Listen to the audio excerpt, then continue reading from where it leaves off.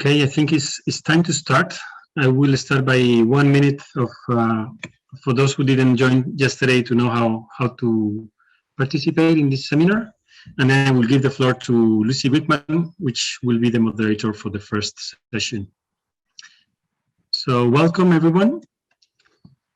First important aspect, please choose your language. So interpretation has started and you can choose languages between English, French and Spanish in the Zoom account, in the Zoom menu, in the low part of the screen. Please keep your camera and your microphone switched off during the seminar, unless you are one of the speakers. And please ask your questions in the chat.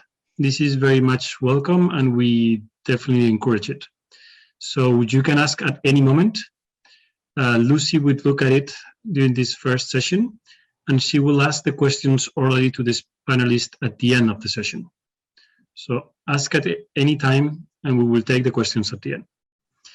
And we recommend you to close the chat tool. Please write your name this way, first name, last name, country. It will help everyone to interact.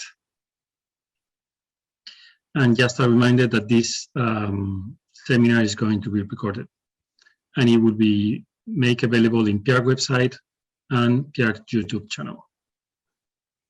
So with that, I give the floor to Lucy, so you can introduce session number 3. Lucy, the floor is yours. Thank you very much. Good afternoon, everybody. I'd like to welcome you to this third session of the seminar that's taking place or hosted in Tunisia. It feels really quite odd because we are representing so many people around the world. It's, I think I'm right in saying it's the first entirely virtual seminar that's being organised by PIARC, and so far it has been eminently successful. We have 4 papers this afternoon of varying nature and all very interesting to our topic area. I'd like to introduce first Dr. Paulin from the Côte d'Ivoire, Ivory Coast, and his colleague, Mr. KONAN. I can't pronounce your first name, Godefroy, I believe is the right pronunciation thereof. 2 incredibly eminent speakers who are presenting their experience in the Ivory Coast.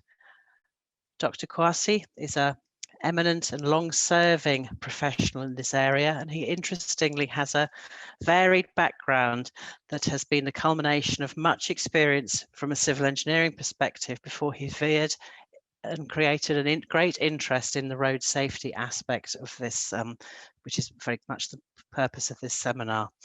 And he is accompanied with Mr. KONAN Godefroy from the Public Works graduate who now works on World Bank funded projects.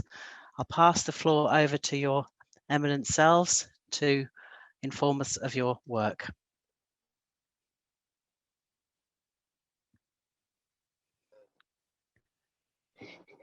Is it possible to make my communication after the one who is going to speak?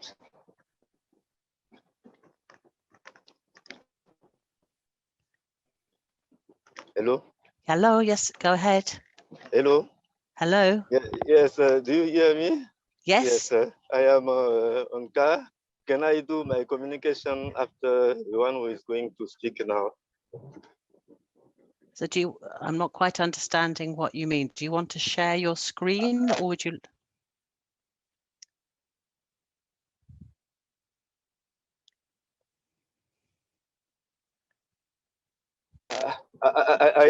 Yes, I am driving now, so after.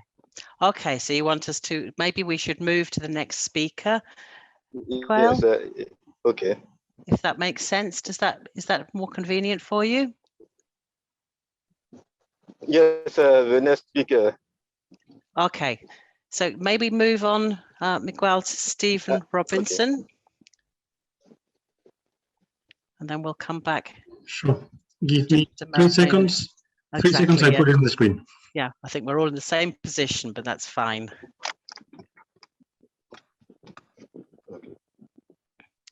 Stephen, are you able to jump in a little bit earlier than you might first have thought?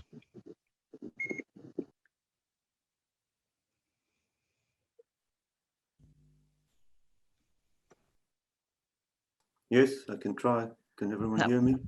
We can hear you loud and clear, Stephen. Thank you. Before I give you the floor, I'd like to introduce you, if I may. You are a registered professional engineer and arbitrator, which I think is fascinating, originally from the UK, but have lived and worked in South Africa for, I wasn't going to say 40 years, but it's an incredibly long time. So you're obviously very, very experienced. This is also your second cycle contributing to the PIARC Technical Committee on Road Safety. And your presentation today is entitled Road Safety Developments in South Africa. The floor is yours. Okay, thank you, Lucy. I see Miguel is running the presentation, that's fine. Comfortable with that. Okay, my presentation is road safety developments in South Africa. I think that topic would be worthy of a 3-day seminar on its own, but I'll try and cover as broad a base as possible in the 15 minutes available. But I won't, for time constraints, go into very many specific details. Okay, next slide, please. Okay, in South Africa, in terms of road safety, we face a really multifaceted challenge. It's not entirely road design related, and in some ways it's not entirely highway related. There are various social and economic factors that need to be tackled if South Africa is to make a meaningful impact on its road fatality rate. And I'm specifically referring there to, and especially in rural areas, a lack of spatial development planning and the uses of rural highways for purposes which they were not originally designed for. Notwithstanding, progress is being made in developing a road safety culture, and there's been a real improvement in the past 2 to 3 years. Okay, next slide, please. Okay, the responsible authority is the Road Transport Management Corporation. That sits directly under the Minister of Transport. The RTMC coordinates the road safety efforts of the various roads authorities, which include the National Roads Agency, who is my employer. We look after the primary or national road network. Then there are 9 provincial roads departments, 8 major metropolitan municipalities, all with road functions in the urban areas. And then the local municipalities look after the smaller towns and adjoining rural areas. The RTMC produced a National Road Safety Strategy 2016 to 2030. It was signed into being by Cabinet in 2017. There's been a bit of a slow pickup since then, but there's definitely evidence of improvement throughout the country in that regard. Okay, next slide. Oh, have we missed one? Yeah. Okay, South African National Roads Agency, or SANRAL, that's the organization I'm employed by.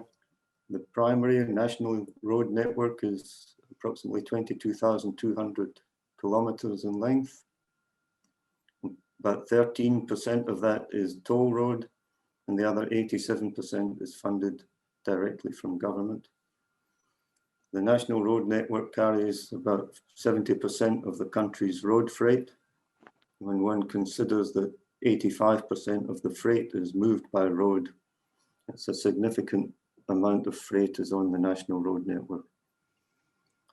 SANRAL deals with multi-lane freeways or motorways with an ADT of up to 215,000 vehicles per day, and down to single carriageway rural roads where the ADT can be as low as 1,200.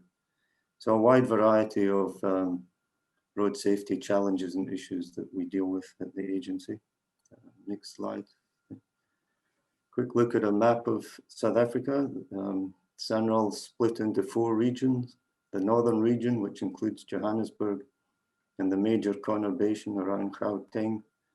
That's where most of the toll roads and the very heavy traffic volumes occur. And the eastern region, there's Durban there on the east coast, also has a lot of rural, urban freeways with high traffic volumes. And the route between Johannesburg and Durban is the heaviest trafficked route in the country. Goes from the biggest city to the biggest port. Western region is placed in Cape Town, the regional office. And my region is in Port Elizabeth. We look after the Eastern Cape province. Okay. In our region, we've taken over a lot of, yeah, you can carry on. Yeah. We've taken over a lot of former provincial roads, like the one on the right-hand photo, where the carriageway width is perhaps 6.5 to 7 meters. And conversely, there's a nice freeway going past. That's the Port Elizabeth bypass, part of National Route N2, and our regional office is to the right-hand side, just off screen on that photo. Okay, next slide, please. Okay, just to give a bit of a scale of the challenge in South Africa, annual road deaths between 13,000 and 15,000 per year, depending on which database you want to believe.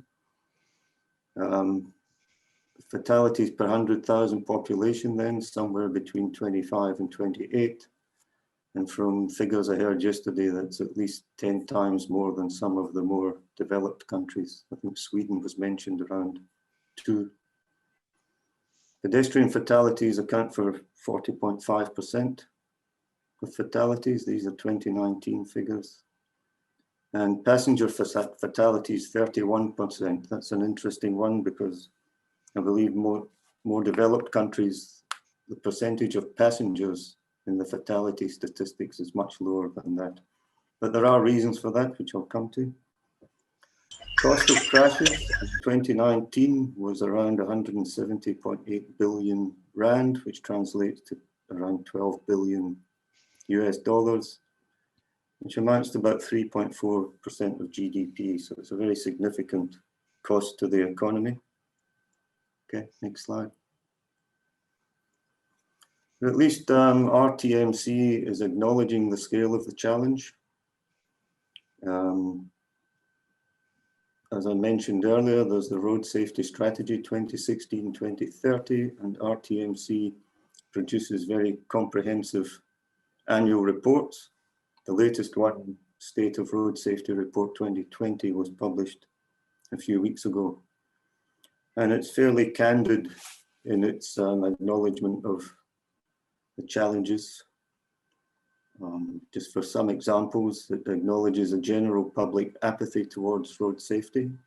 There's more boasting about how quickly you can get from one town to another than any attitude towards road safety along the way. Poor consumer knowledge on vehicle safety matters. It's another major issue, and it acknowledges the shortcomings in data collection and in crash investigations. But more importantly, it does set out what is being done to mitigate these issues.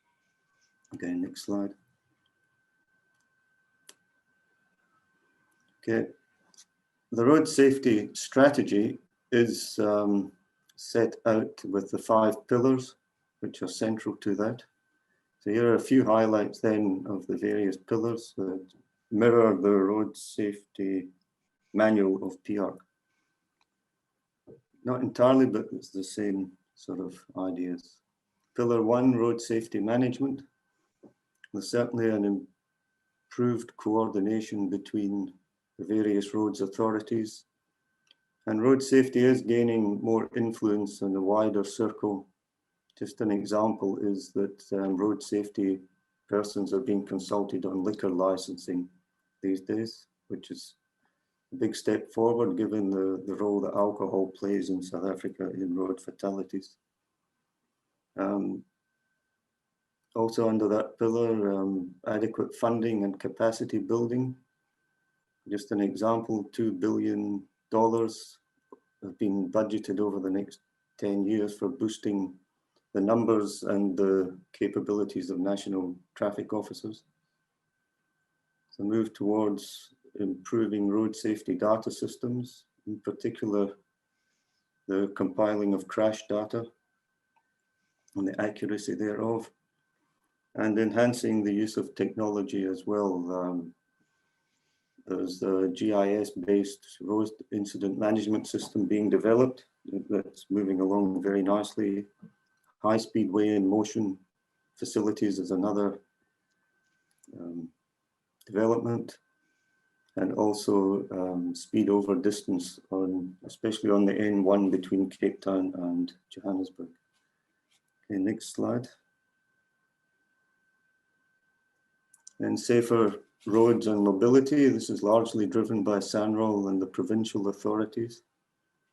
Moving towards a more forgiving road designs, where if there are mistakes made by motorists, then the impact will be less severe and reduce fatal and serious injury accidents.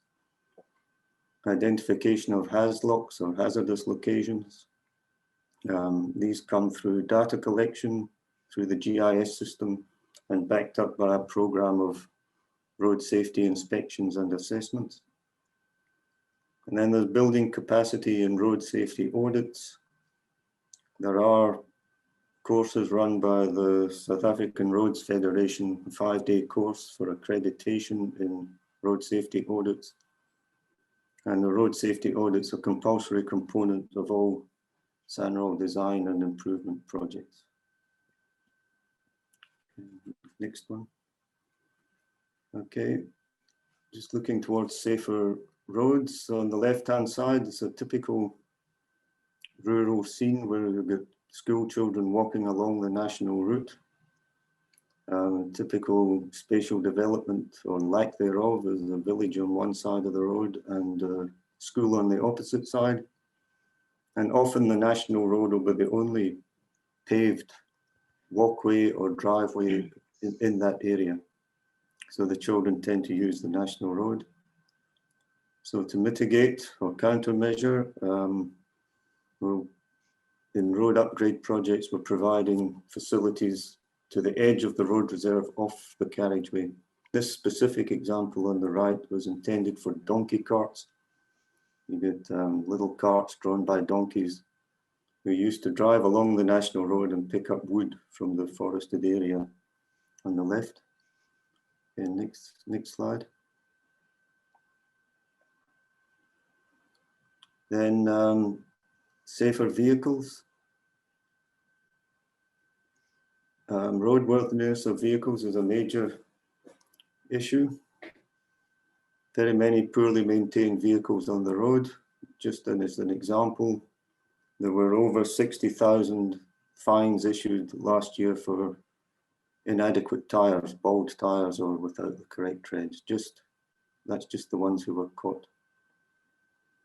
So an immediate improvement is envisaged in enforcement with more traffic officers setting up stops along highways, checking vehicles and licenses and things. Vehicle safety features, there's a poor public awareness, as I've mentioned previously. Buyers are more looking for sporty looks or sexy looks rather than safety features. So you can find nice sporty cars on sale with only one airbag, for example. So there's a panel looking at setting new standards in South Africa for vehicles, looking to the international standards in terms of airbags, tachometers, the lighting systems and seat belts. Then there's a panel also looking at encouraging compliance from the freight and public transport operators, who can be some of the worst offenders in terms of overloading both weight and the numbers inside a vehicle, numbers of people in passenger vehicle. Okay, next slide then. Okay, here we can see on the left is a typical public transport vehicle known as a minibus taxi in South Africa. And there's no seat belts for the passengers. These vehicles are overloaded, say a 12-seater. It's not uncommon to find 20 people inside. They're driven at very high speeds, breaking the speed limit, and when crash occurs, of course, there's multiple fatalities per crash. And I'm sure that accounts for the very high statistic of the number of passenger fatalities. The vehicle on the right was stopped at one of our work zones, and we ascertained this vehicle's on a 400-kilometer trip in very steep and winding roads.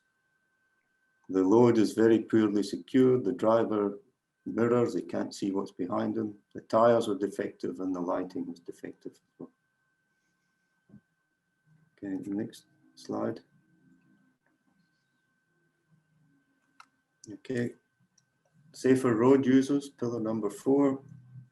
Road user behaviour is recognised as a major challenge, and whereas that may have diminished as a challenge in more developed countries, it still applies in South Africa and in Southern Africa. It applies to everyone, motorists, passengers, pedestrians, every road user. There's a move to better protection of vulnerable road users, such as the separation of pedestrians and through traffic, provision of pedestrian overbridges, cycle paths, etc. There's quite a big program of road safety education and awareness, and a move by one of my colleagues in particular to have road safety made part of the school curriculum. Legislation and enforcement. There's a review of speed limits, but it's moving very slowly to get new speed limits legislated. The general attitude of speed is king. Alcohol limits, there's a move to make it zero tolerance, but that's fine, but then one must enforce and punish the offenders, which at the moment amounts to a bit of a slap on the wrist, but they're looking at disqualification of licenses and a grading system, a demerit system as well. And of course, the capacity building in the law enforcement agencies, which I mentioned previously. Okay, next slide. Some examples of poor behavior. Here's a gentleman walking across the freeway. That's near Cape Town, the route to the Cape Town International Airport. Countermeasure, we're installing these sturdy fences along the median barrier to prevent people climbing over. In the background, you'll see a pedestrian overbridge as well. Okay, next one. Here, you can see a vehicle overtaking 2 others. That's in a work zone. It's on a barrier line. The sight distance is very poor. The one on the right, the gentleman's doing a U-turn in the midst of heavy traffic both ways. So again, the countermeasure will be enforcement, but we're also making access management a feature of design processes.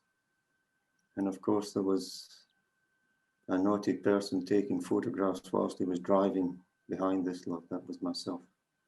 Okay, the next one. Next slide, please.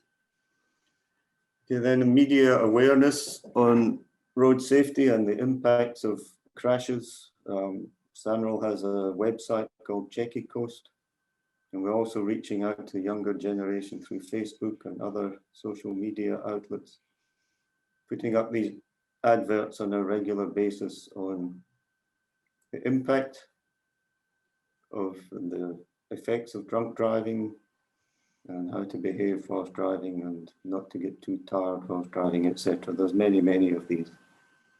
Okay, next slide. And finally, pillar 5 is the post-crash response. I don't have any illustrations here, but there's certainly a move to improve the rapid ambulance response system from the Department of Health. Medical care, there's a road accident fund to provide medical assistance to victims of car crashes, which is unfortunately bogged down in corruption scandals. Improved coordination between the public and private medical sectors. So in some cases you would have a crash and you'll have 2 private ambulances and a public ambulance at the same crash.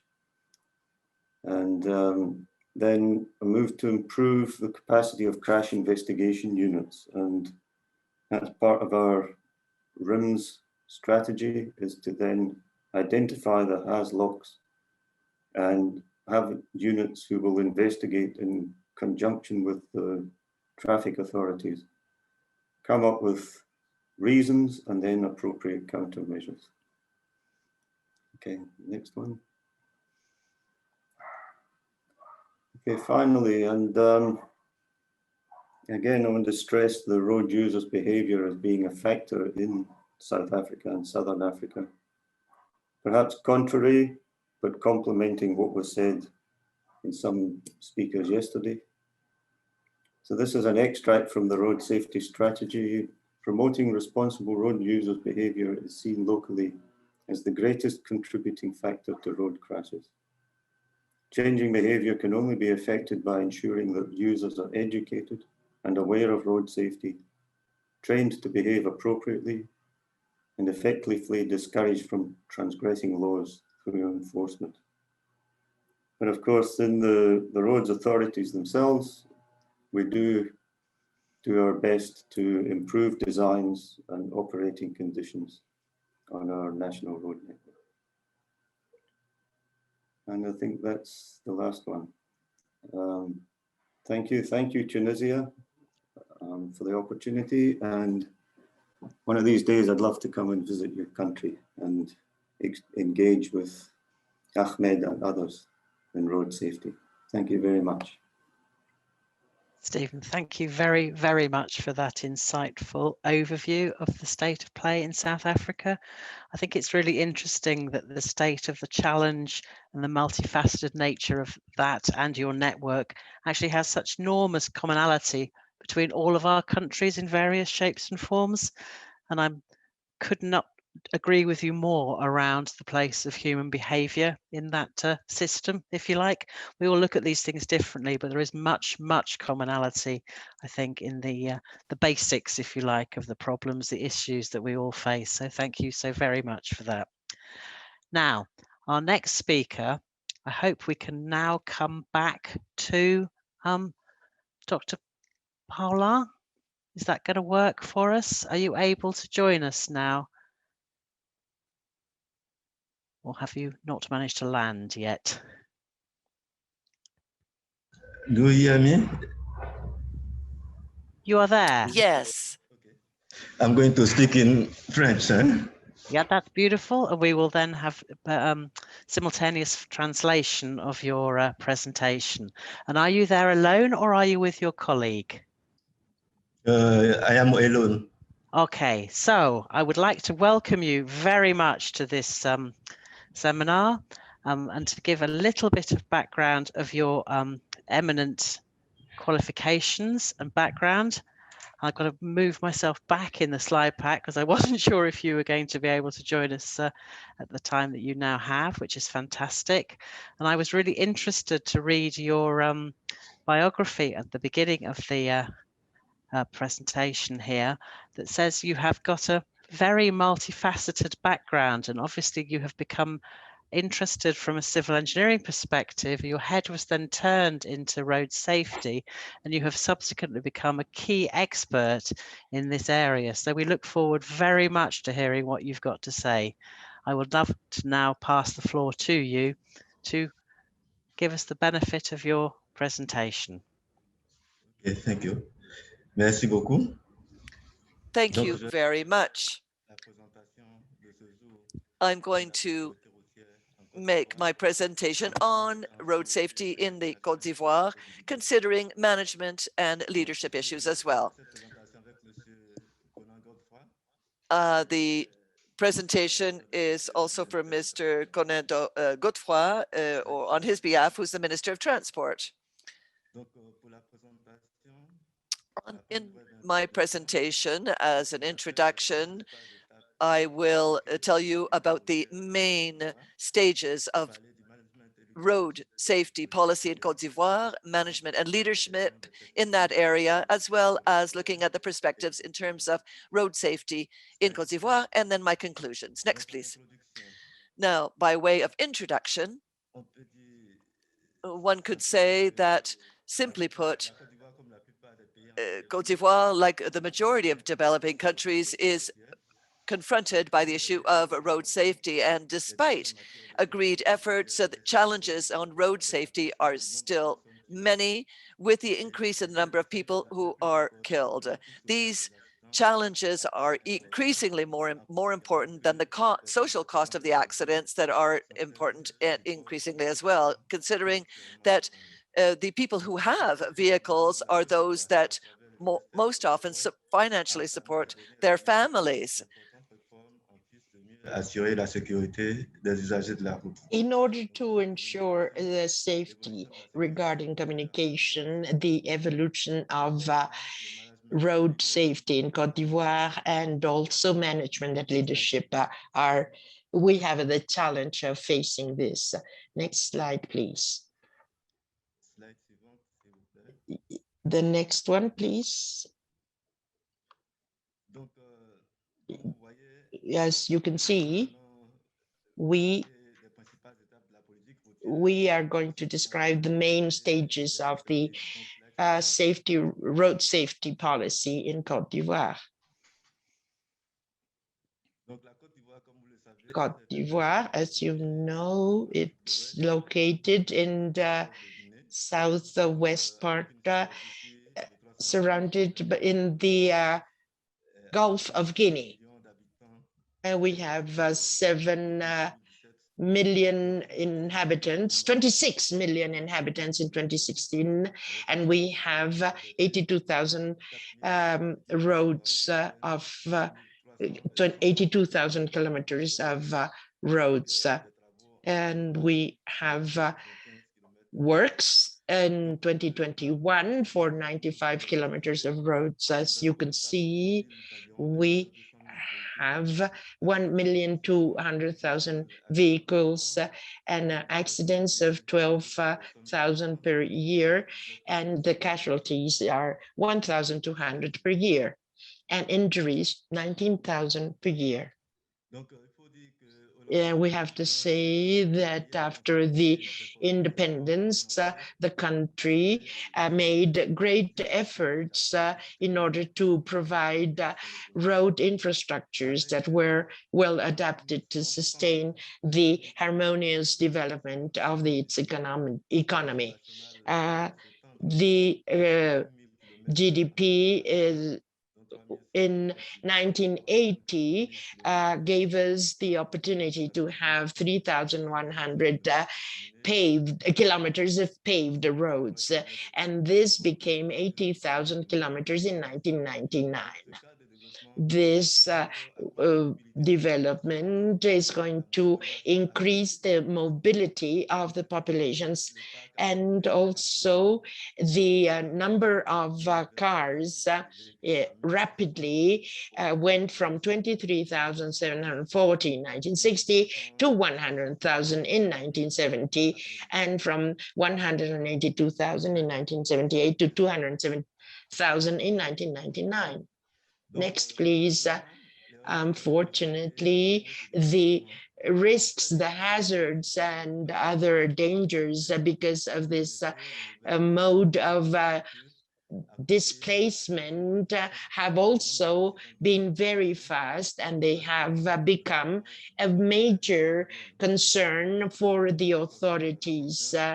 From 1960 to 1961, the country had an increase in the accidents, in the road accidents, particularly in Abidjan.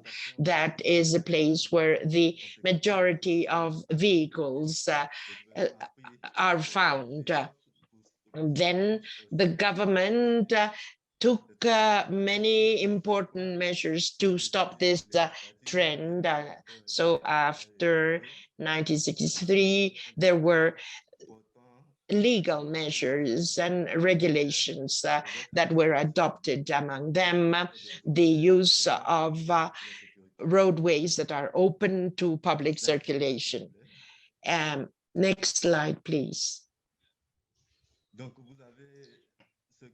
This graph shows the evolution of the trend from 1960 to 1978. You can see that in 1968, the country had the largest number of accidents, and that is when the population wanted to adopt a law that was the name of the law, the number of the law was 78, and that implied management and leadership for road safety.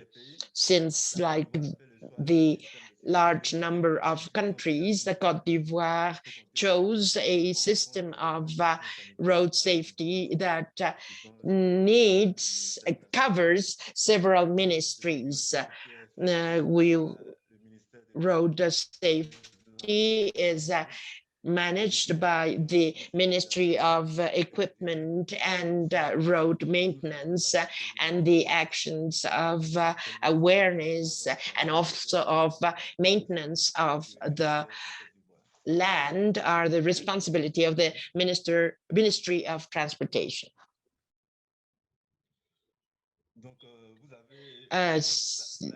In this slide, you see the ministries that are implied in this. Transports Ministry, the implementation of the national policy for road safety. And then the Minister of Equipment and Road Maintenance.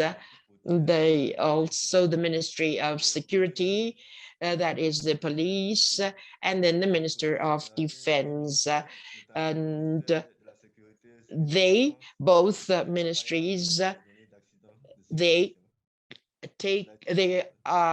collect all the data regarding the accidents that take place.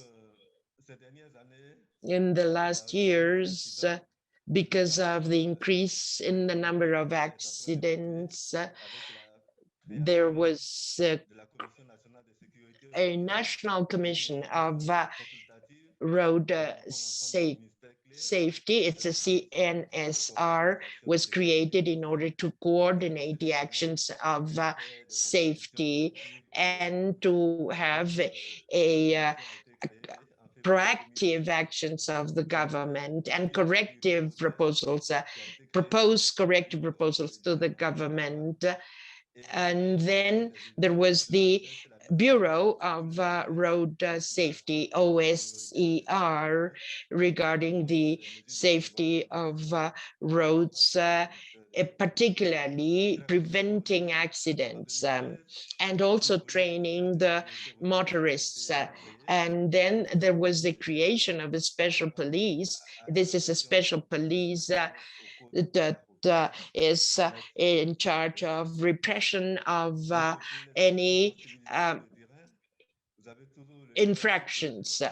Then we can speak about the actions to increase the awareness in the road users. There you have the Office of the Road Safety and the Special Police of, and also the Ministry of Transportation. In charge of these actions of awareness, then the NGOs organized around this decree regarding the road safety. They are working together with the OSER in actions of awareness of the people, and they also contribute to showing what are the questions of regarding safety. Here you see the evolution of the accidents and their consequences. You can see the increase of 21% in accidents, 37% of injuries, and 79% casualties. And this shows the red, and then the number in green is the number of accidents. Next one, please. The analysis made show that the behavior of the users is very important, and it has an effect on the number of people who have died. And this is at the basis of the distribution of the consequences of the behavior of the road users. This is the perspective regarding road safety in Côte d'Ivoire. These are the present challenges in this area. We can see that the institutional framework of managing road safety is not proper, it's not well adapted, and there is an insufficient coordination of the actions of people who have to do with road safety. There is also a financial lack of funding, and this of course makes more serious problems, and this is really also affecting the awareness about road safety, the way in which signalization is carried out, and also the marks on the land over the roads, exploitation, management, and maintenance of the roads. And this has to do with the parking, the bicycles, and those that are to stop and to make the speed less. We see also the lack of follow-up of the implementation of the actions of road safety. Il est souhaité de faire des audits de sécurité routière, mais il est important que it is important that the actions that are in the plans be implemented. Also, there must be in the schools road safety regarding the education of school children regarding this road safety. And we have a center of we have presentations in technical sectors that have to do with the cars. And also there has been an increase in the motorcycle riders and also of tricycle, 2 and 3 wheels. And this is a new way of transportation.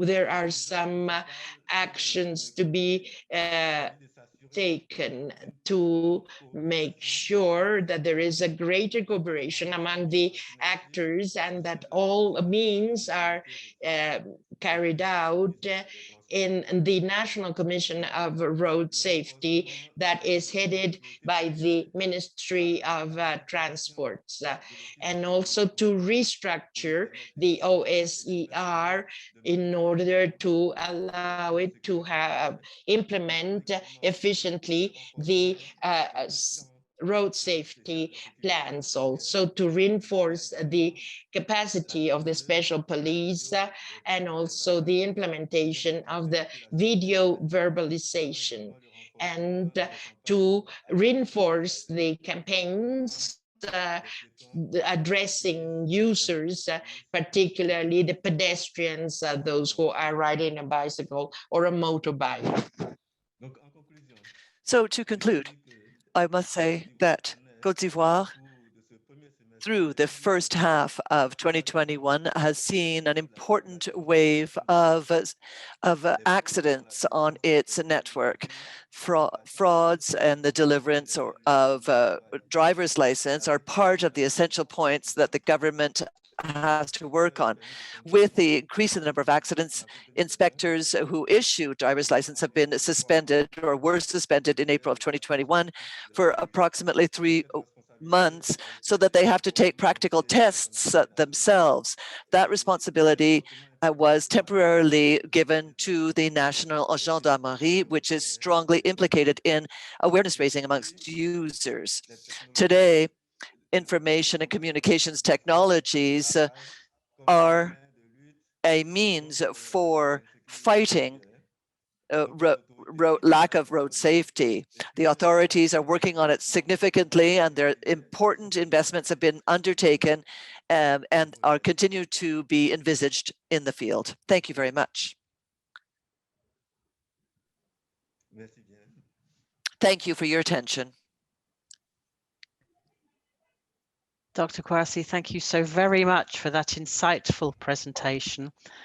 It gives an awful lot of interesting and informative factually based information around much of the challenge of both effective leadership and the consequences of individuals' behaviour on our road networks. So thank you very, very much indeed.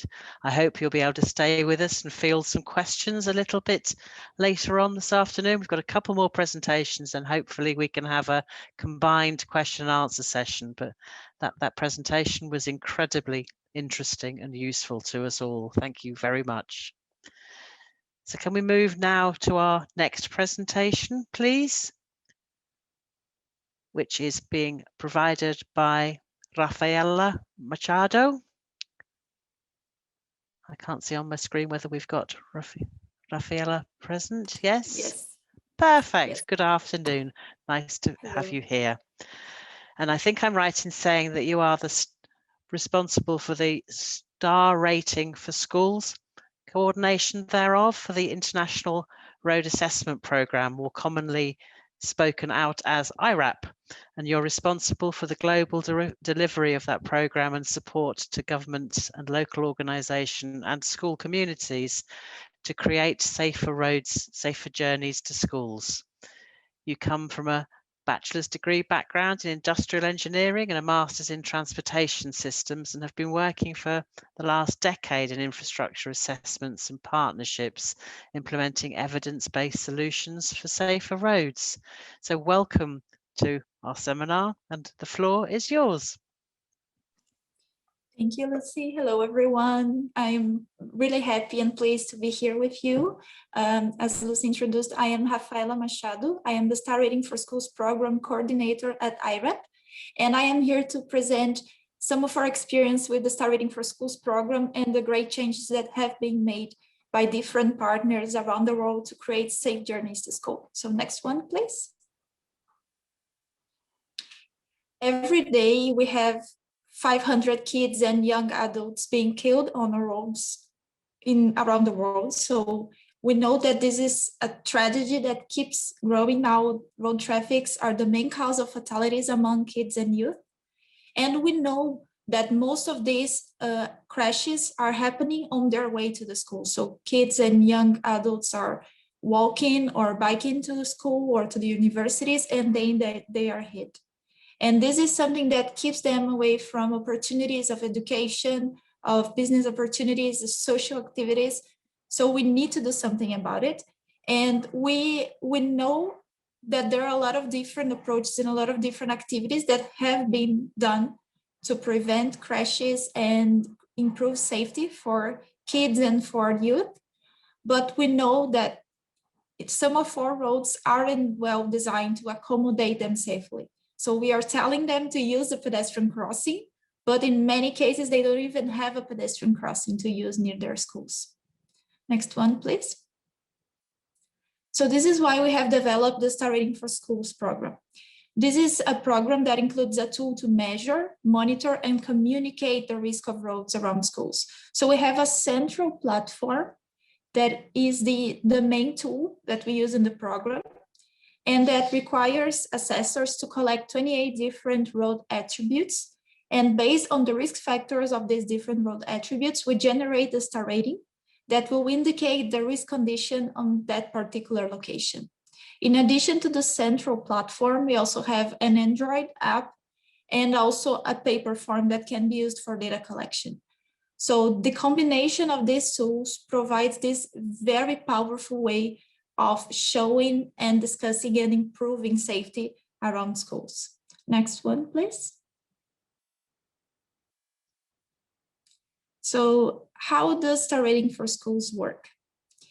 It's quite simple. Actually, it's a very simplified tool. It's very technical, but not enough to require a long technical background for someone to use it. So the process of assessing a school on star rating for schools starts with the baseline assessment. So the first step is to identify the schools that should be assessed and the locations around the school that might represent a risk for the kids based on their perception, on their comments, on their feedbacks or main journeys. And in these particular locations, for example, the entrance of the school, the main intersection that kids have to cross to arrive to the school, or a road section near a bus stop. And by collecting these different road attributes in this location, we will generate a star rating that will indicate the current safety situation on that location. So this star rating will go from 1 to 5 stars, where 1 will be the least safe location and 5 will be the safest location for our kids walking to school. Based on this star rating, we can use our demonstrator tool for simulations on combinations of different countermeasures. So we can test different infrastructure improvements in the demonstrator and their impact on safety. And based on this discussion with local partners, with the local authorities, we can implement the solutions and generate a new star rating assessment. So we will go in the field again, we'll collect information, and then we'll generate the upgrade star rating. And having this before and after star ratings is very powerful in terms of advocating for change, in terms of engaging other partners in this process, in terms of implementing the changes and measuring its impact, and also in terms of communicating with the school community. So talking about the star rating, it's something that's easy to explain to students or to the school parents or to the kids' parents or to the school teachers and the school principal. So this is a way that simplifies the process of communicating road infrastructure improvements and their impact on safety with all of these different stakeholders. Next one, please.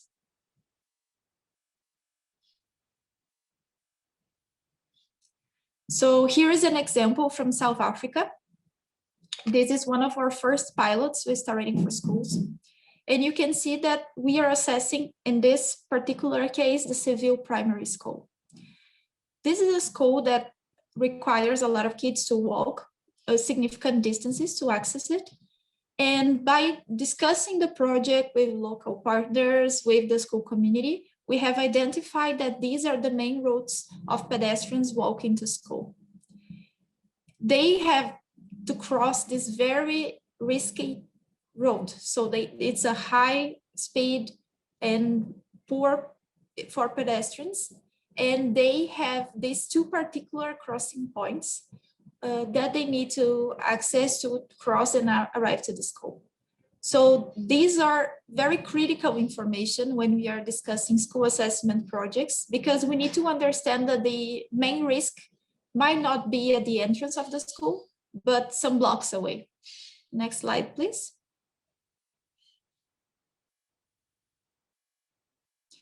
So here you can see the star rating for school assessment for this school zone. And indeed, if you check the star rating for the locations assessed on the road right at the entrance of the school, you'll see that they were rated as 3 stars. which is not that bad. However, if we check the results of the star ratings on the main road, a few blocks away from the school, we can see that most of these locations have been rated as 1 or 2 stars. This is unacceptable, specifically when we are talking about kids accessing the school, walking alone to school. So in the particular location that you can see highlighted in the main road, you can see that there are 2 different assessments together. One resulting in 1 star and another one resulting in 3 stars.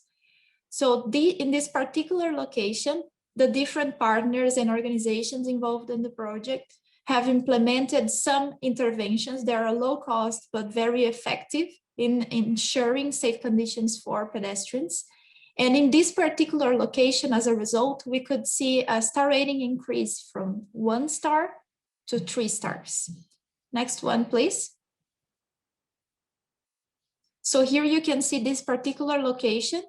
The before assessment showed that pedestrians had only 1 star of safety at this particular location, no facilities to cross the road safely. And in the second picture, you can see that the interventions were implemented.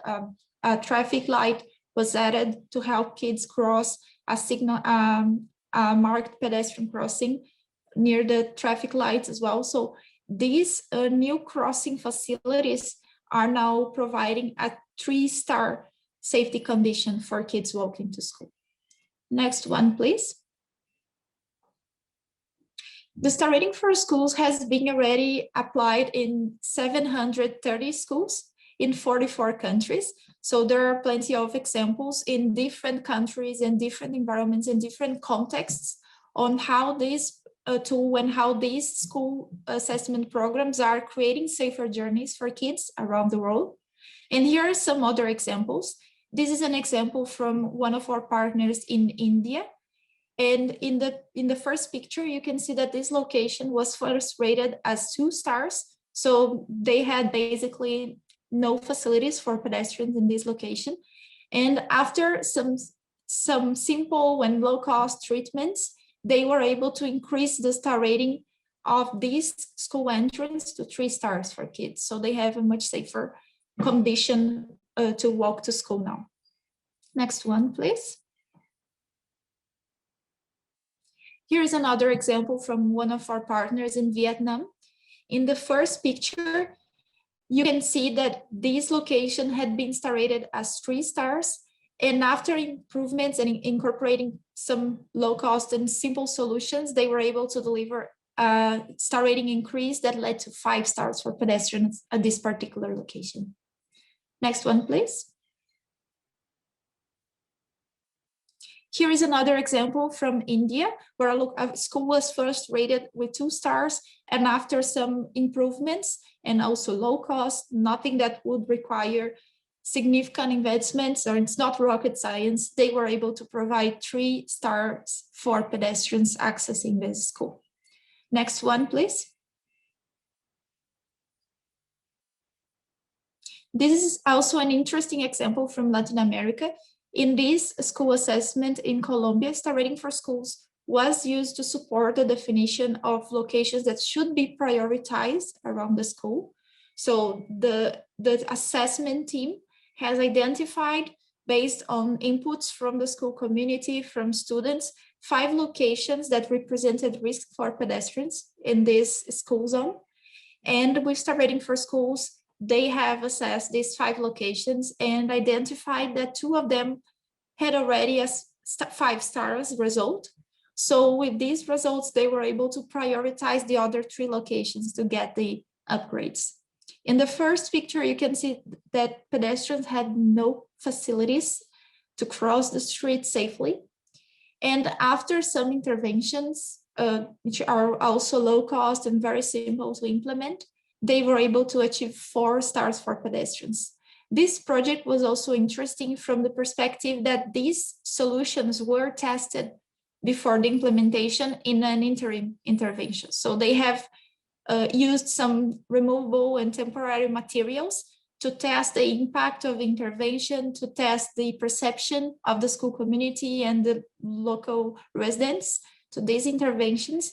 And after, successfully assessing these impacts, then they implemented the definitive solutions. So this is also an interesting approach, especially considering that we might not always have resources to do large improvements across the city. Next one, please. And here's another example from Zambia. In this case, this location had basically no crossing opportunities for kids, but they had a crossing supervisor to help them cross the street. And with this condition, they had 3 stars as a result. And after improving the sidewalks, adding a raised pedestrian crossing, improving traffic lights, improving signs and markings, they were able to achieve 5 stars for pedestrians accessing the school at this particular location. Next one, please. So here are some of the cases, some of the examples of Star Rating for Schools. I would like to invite you all to access our Star Rating for Schools website, to click in the button we have called Register Your Interest, have access to other resources, nice case studies, and a lot of helpful documents to understand into more details how the tool works, how the methodology works, and feel free to keep in contact with us through Twitter or in our website. And thank you. I look forward to hearing your questions or comments. Rafaela, thank you very, very much for that fantastically interesting introduction, particularly because we'd learnt at great length yesterday the numbers of vulnerable road users, in particular children, that get so badly damaged and in fact killed as a result of accidents and incidents on our international road network. I can see in the chat column I've got quite a few questions coming up for you, so if you could stand by when we get to after we've heard from Greg's presentation that's up next, then that would be really much appreciated. So thank you very, very much for that. I really, really enjoyed that presentation. It's very interesting. Thank you. So now we will move on to the 4th and final presentation of this session, which is being made by Greg Smith, who I hope is out there somewhere. I am, Lucy. Excellent. Welcome. Nice to meet you figuratively, and hopefully in a minute we'll see your video. And I think I'm right in saying that you are the Global Programme Director at the iRAP, International Road Assessment Programme, as I said earlier, commonly known as iRAP, a charity dedicated to preventing serious road crashes, which are the leading cause of death, as we've just mentioned, in young people worldwide. You work in partnership with, I guess, anyone and everyone who is involved with iRAP, and I know an awful lot about the programme and the incredibly supportive nature of the organisation, which you are a leading member thereof. So with no more ado, let me pass the floor to you for your presentation. Thanks very much, Lucy, and thank you also to PIARC and the team in Tunisia for the opportunity to present today. In fact, we had hoped that my colleague Jigesh Badsal was going to be able to present today. Unfortunately, because of the situation in India at the moment, he's not able to present, so I'm standing in for him. So I'll try to do justice to his presentation. So if you could go to the next slide, please.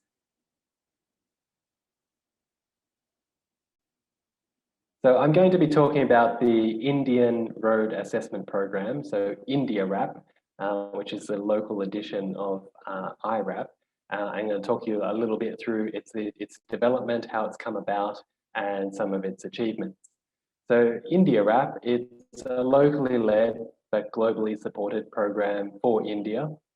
It's a collaboration between iRAP at the global level, but also the Asian Institute of Transport Development in New Delhi. AITD are one of the leading providers of training in India, including and particularly in road safety audits. IndiaRAP has been very fortunate to receive support from FedEx to help them get established and get up and running. And of course, the work that we do at the iRAP level in India has been very much supported by the FIA Foundation. And in India particularly, we've had very strong connections to the World Bank projects there, which has been really beneficial. Next slide, please. So I'll just point out a couple of quick points about the development of IndiaRAP and its history. We first started doing activities in India in 2010, and that was when the Global Road Safety Facility in the World Bank invited us to work with the Ministry of Transport and Highways and the Public Works departments to begin assessing India's roads at large scale. Just to give you a little sense of the scale of things in India, they have 6 million roads, about 130,000 of those, 130,000 kilometers of road, 6 million kilometers of roads, 130,000 kilometers of national highways. They experience about 10% of the world's road deaths. So 1 in 10 road deaths happening in the world happens in India at the moment. A very important statistic though, and it really is one of the factors that helped us understand the best way to support India's efforts in safety, is that about 35% of the country's road deaths happen on the national highways. And those national highways account for about 2% of all the roads. So we knew that if we were able to focus in on national highways, we would be dealing with a very large slice of the country's road deaths. Then if we extend that to state highways, we're getting up past the half or the 50% mark of all deaths. So very, very good way to target the infrastructure efforts in safety. So that was back in 2010. That then extended across 4 states in Andhra Pradesh, Assam, Gujarat, and Karnataka in 2011. By 2013, we had a local road safety engineer working full-time, virtually full-time on the projects. By 2015, we'd started working with the Bloomberg program, focusing specifically, for example, in Mumbai. So that was one of the first times that the iRAP model had been used specifically on city streets.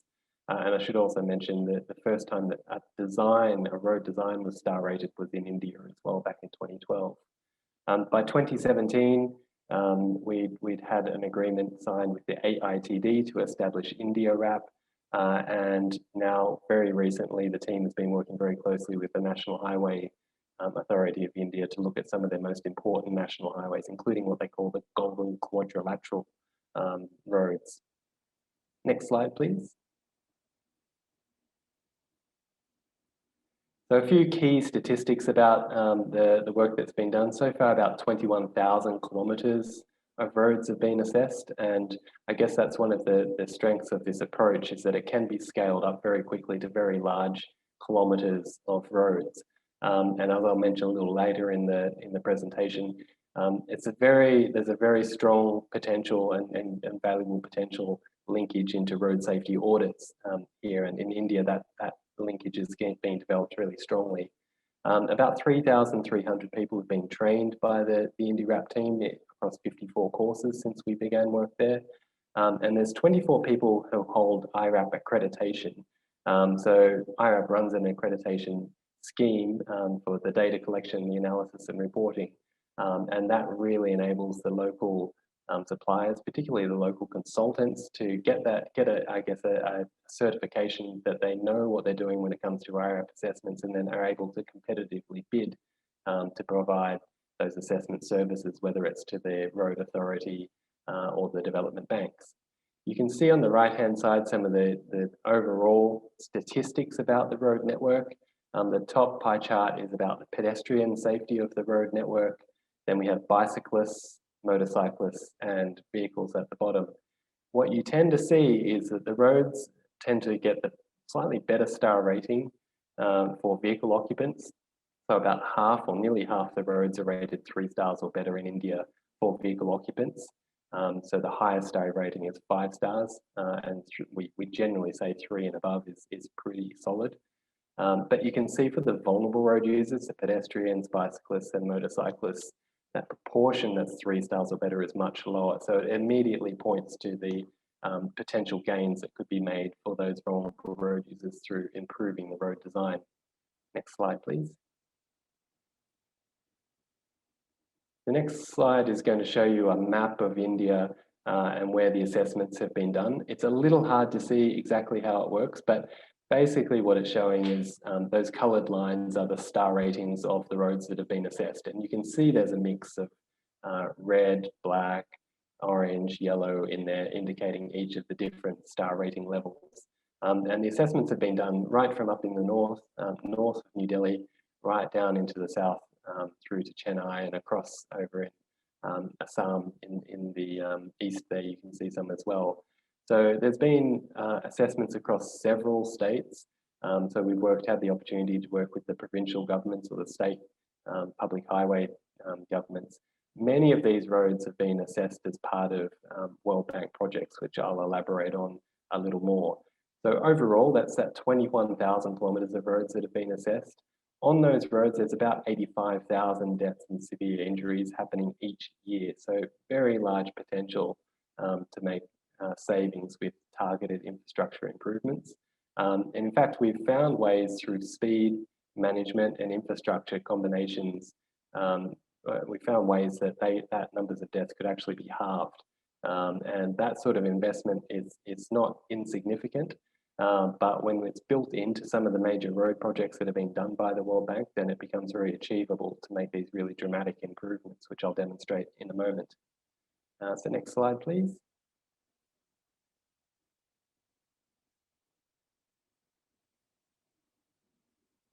We could have the next slide. Thank you.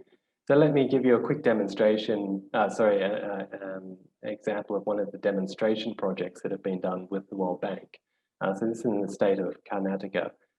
This corridor, which is called part of the state highway number 20, is about 60 kilometres long. And it's part of a World Bank funded piece of work. One of the interesting things that the World Bank said was, we're going to set a target with the government on for achieving the star rating for this road. So they said, we'll try and get to at least 3-star rating with the design process that we're going to work on. But really importantly, the iRAP work wasn't just the only thing that they did. They really took a multi-sectorial approach and combined it with road safety audits. So first they did the iRAP assessments, then they brought in the road safety audits to look at the design stage. They circled back and did the star rating of the design again to check that it would meet the targets. But they also worked with the police to focus on enforcement and also worked on post-crash care as well. So it's a really combined effort to maximize the safety impact. And so, like I said, the iRAP assessment was just one important part of that project. Next slide, please. So these are some of the interventions that were identified and then subsequently implemented. So traffic calming, particularly to support lower speeds at all the major junctions, was implemented. Medians were put in and much better delineation. Those medians particularly were put in at intersections to create a protected turn lane. Better pedestrian and bus facilities were put in, so sidewalks. You can see some fences there that are used to guide the pedestrians to safer crossing locations. Places where the buses can safely pull off the road to collect passengers, and traffic calming at those particularly sensitive places where pedestrians are crossing.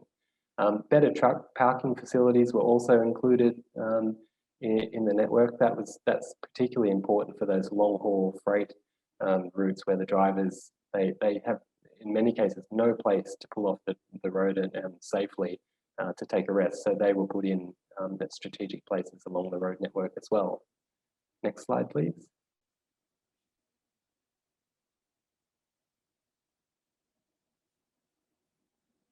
So this is an example of one of the locations before and after the upgrade. So the photo on the left shows the road. You can see it's a long curving section, and that thin yellow line traces one of the side roads that connected to the road. And that intersection formed a Y shape, so that skewed angled intersection that we know it's fairly high risk. So you can see the star ratings at that location were at 1 and 2 stars for all the road users. After the upgrade, the road scored 3 stars or better, or 3 stars for all road users. And you can see in some of the detail on the image on the right, some of the details of the things that were installed. So those yellow strips, those lateral lines across the road that give a rumble to the vehicle to help calm the traffic. The physical median island was installed at the approaches to the intersection to create protected turn lanes so that vehicles that are turning into the intersection are able to slow down safely without worrying that the vehicles behind them might hit them.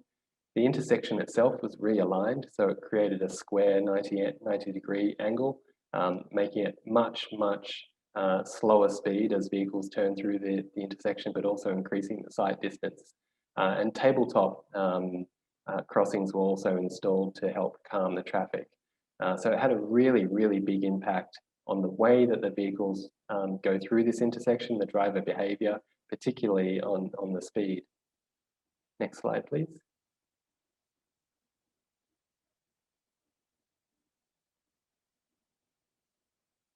And as I said, it wasn't just enforcement that it wasn't just infrastructure that was done on this project. Police enforcement was really important as well. So there was investment made in supporting the police to start doing enforcement on the road and have a really visible presence along the road. So that included training for the police, but then the police also provided training and connection with the community as well to let them know that what was happening. So there's a combination of that infrastructure going in, speed limit reductions going in, and then the police being able to enforce that. Next slide, please. And the results from this demonstration corridor are really dramatic. That chart on the left shows the numbers of injuries across 2015, 16, 17, and 18, and the numbers of deaths. So there was an average of 27 deaths and 124 injuries prevented each year. So really large numbers of reductions. So about a 50% reduction in deaths and injuries before and after this piece of work. And really interesting, as part of the iRAP assessments, we did do forecasts of what the likely numbers of deaths and injuries would be as a result of this work, and it virtually matches the forecast made in the iRAP assessment virtually matches what actually happened. There's a little link down there on the bottom right-hand side of that slide. You can find out a little bit more about this particular project in one of the blogs that the World Bank did. So it's a really dramatic improvement that's happened on this road, and the World Bank is now very keen to work with India to scale up this approach, not just doing it on 60-kilometre corridors, but doing it across entire districts and across entire networks of roads. Next slide, please.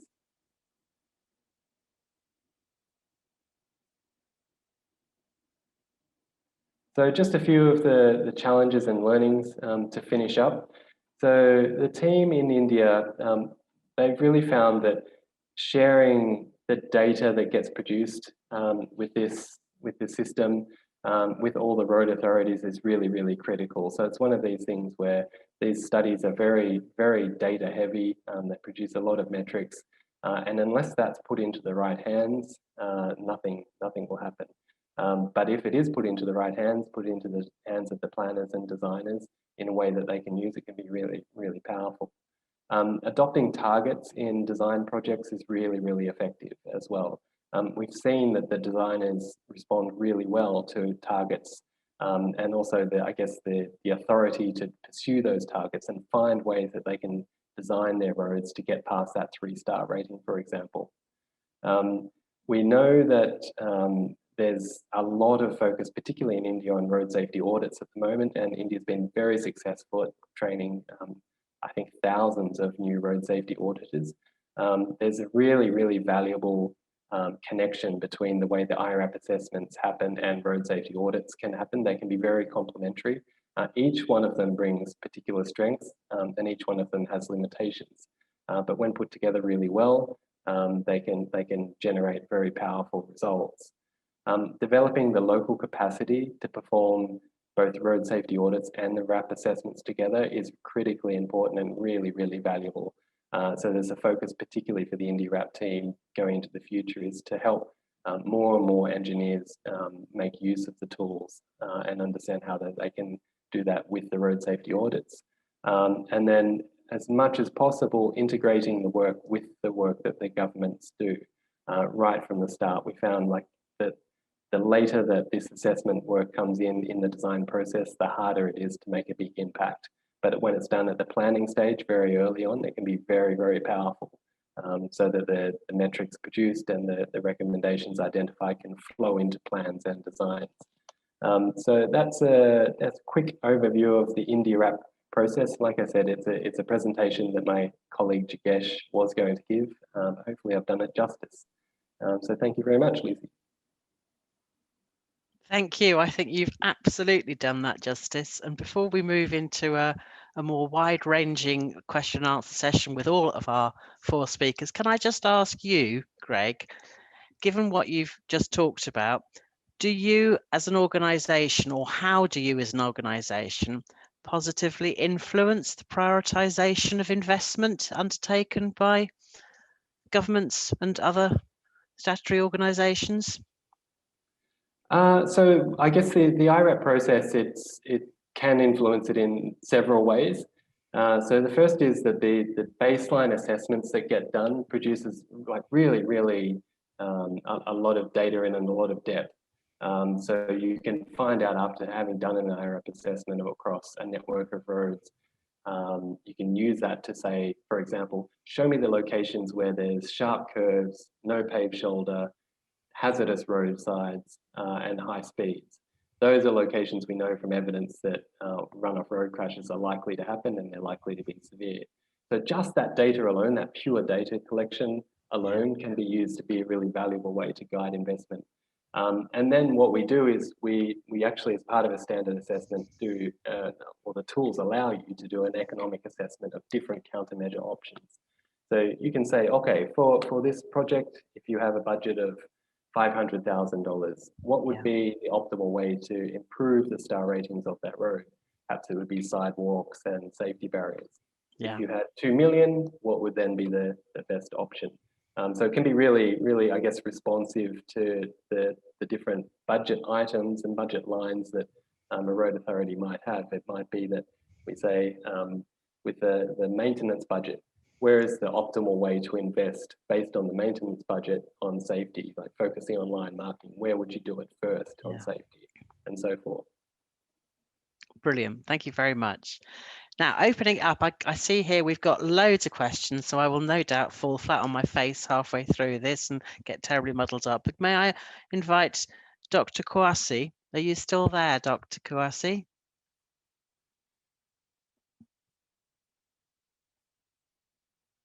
Have we still got him online, Miguel? Can you see? Let me check. Please, would you mind? I'm sorry. No worries. Yes, he's online. So, Dr. KOUASSI, can you hear us?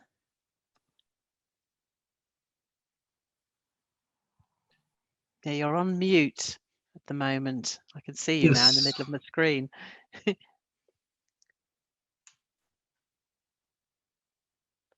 Well, maybe. Let me go for the French channel. Yeah, that would be, if you wouldn't mind. Thank you. Monsieur Paulin aussi. Okay, ça va? Mr. KOUASSI, yes, can you hear me? Yes. Yes, Thanks. Is it okay? Can you hear me now? Yes. Perfect. We have a question, a number of questions for you, actually. The first question is from Gael, and it's asking whether there is a research institute or university program associated with road safety in Côte d'Ivoire.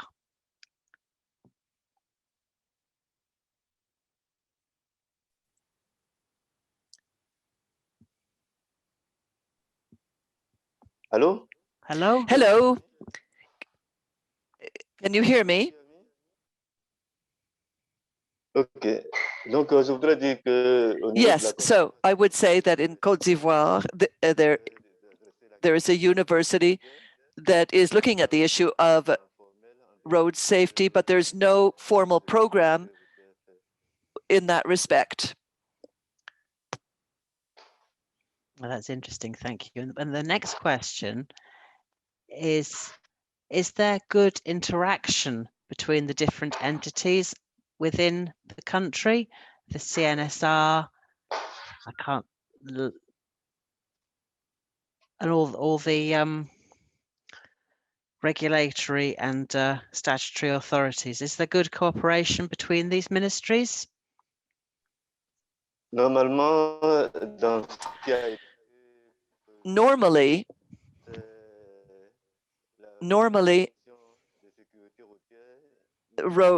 road safety, the Road Safety Commission is the commission that brings together all of the ministries involved in that. And since the commission works on the protocols and what's imposed, there is collaboration among the different actors. But what happens is that the commissions are not always as efficient as they need to be, and often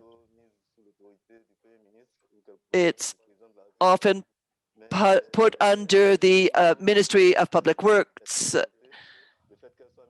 What happens is that if this commission is under the aegis of the Ministry of Transport, then we haven't always seen the effects and the results that we would have liked to see, unfortunately, as a result of this lack of coordination. Yes? Yeah, that's very interesting. Do you hear me? Oui? Yes, that's Okay. perfect. Thank you. And the next question is the fact that the link between road safety and the transport ministry that could make good road safety management. Is there the same level of interaction and interface with that authority as there is with the defence or police? And is there a conflict there? How do you manage that? No. I'm afraid Dr. KOUASSI's microphone has been muted. Your microphone, please. Thank you. Yeah, is my microphone working now? It's fine now. Thank you. I would say that there is good interaction between the ministry, and it's offered the protocol in the from a protocol point of view, it's the minister that gives the orders in terms of defense, and this is often managed by the police and on a regional level, and it's at that level that it falls under the aegis of the Ministry of Defense. But collaboration amongst the authorities, they do collaborate. Generally, well, we've just implemented a plan 2 years ago, a bit of a pilot project to see if it's going to be effective. We're waiting for reforms and those reforms will be assessed as we test them out. And there you have what I can tell you on that question. That's wonderful. Thank you very much. I've now got a question for Greg, I think. It comes from our Korean colleagues. Is there any quantitative standard to judge the star rating of a road? Yes. Yep. So the iRAP star rating is entirely quantitative. So it's based on data collection and application of crash modification factors from the published literature. So there's the methodology for the iRAP approach is on our website, irap.org. There's a fact sheet for each one of the attributes and how they all come together in the model. So absolutely, it's quantitative. And I think he may have also in the chat asked, which is more important. Yeah, the other half of the question. I was going to move on to that. It's kind of well done. I'm glad you can see it too. But how do you then balance the expert experience? And certainly in my English derivation, we often call that the stomach of the engineer. And an awful lot of the time you get people who, in their expert opinion or in the base of my stomach, I think, versus evidence. How do you influence how people balance those two things? Yeah, I think they're both incredibly important. There's no pretending that application of an iRAP model means that you don't have to think anymore. It's just a model that's going to be helpful to guide you towards solutions. but expert experience with people who've got like a proven track record of successful application of safety is invaluable, like really important. I guess that gets to the point that I was making earlier about the linkage between road safety audits, which is all about the expert and experience and the iRAP approach. So to give you a practical example, the iRAP approach is really valuable for applying across thousands and thousands of kilometers of roads, lengths of road that are too long to do a road safety audit on. But then you can use that to zero in on locations where some sort of additional inspection by an experienced engineer would be valuable. And in the design process, draw on that data to improve the designs, but also then influence or I guess support the road safety audit process. So I think that the two are just, they go hand in hand. It's not really a choice between one or the other, you need both. Yeah, I wouldn't disagree with you at all. Thank you. And now a question for Rafaela. The neighbourhood streets were considered safe enough for children, and I've got to turn this upside down. I don't know if you can see the chat that I'm reading from, but there seems to be a question about application or use of the iRAP methodology on neighbourhood streets. How do you, I guess it's more about the prioritization. I mean, you've obviously spoken at great length and with great authority on the way it is implemented for schools, but is that contrary to using the same methodology on neighborhood streets? How do you, again, prioritize which areas you look at? That's a very good question. And one of the things that I think is the nicest way of addressing this selection of locations for assessments is having these activities, outreach activities with the community, capturing perception of risk. So you need to understand where the kids come from, what are their main routes to the school, and what are their risk perceptions. So you can ask them, you can make surveys, you can make activities, and they can point in a map to identify the critical locations around the school. Probably the students, the teachers, the parents know exactly where is the intersection that everyone is afraid of crossing, where everyone is afraid of crossing the street, walking along a particular road because there is no sidewalks.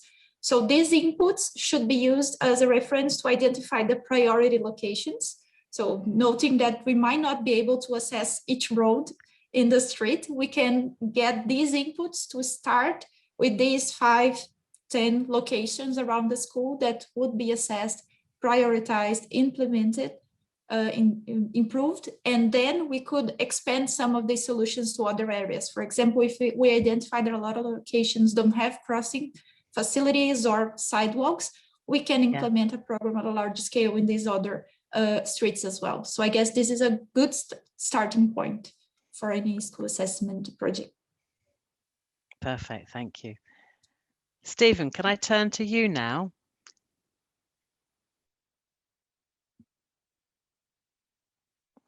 Stephen, are you still? Okay. You are with us. Hi. I just wanted to ask you whether, what you would say, if you had I suppose it's a sort of magic wand in a sense, if you had to prioritize 3 things that would make the biggest difference in South Africa to the number of fatalities on your network, what would you say?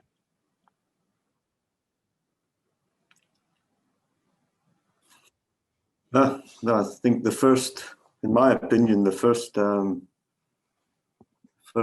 item would be enforcement, improved enforcement of traffic regulations and of driver behavior, speeding, etc., and on control of unroadworthy vehicles. So I think if I said that 3 times would probably be 1, 2, and 3.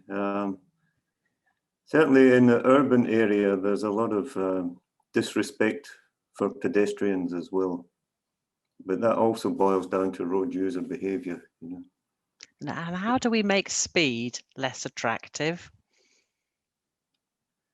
Yeah, it's I really don't know. You got to find people, take their vehicles away, take the license away, give them heavy fines if they're driving without licenses, all those aspects. And I think, you know, going back to the 60s and 70s across the UK and Europe, there were heavy programs to enforce road user behaviour. Yeah. You know, really stigmatizing drinking and driving, showing gory advertisements on television of the outcome of reckless driving, etc. And yeah, that sort of program hasn't taken place here as yet. Hopefully it's on its way. There seem to be developments towards that.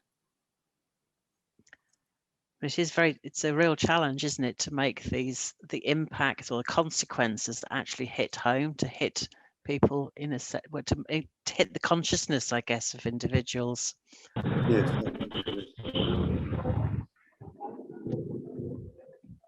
Thank you. Now we're running short on questions from the chat, so if anybody else would like to ask a question, of any of our speakers, feel free to put your hands up, turn your mic on to go and ask your question.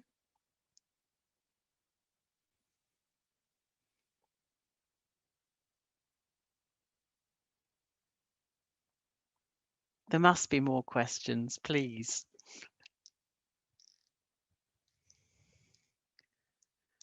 Well, maybe I'll ask one of Rafaela. I was interested that you talk about, I think you said a number of hundreds of schools. Is that correct, that you've been working with your program in conjunction with?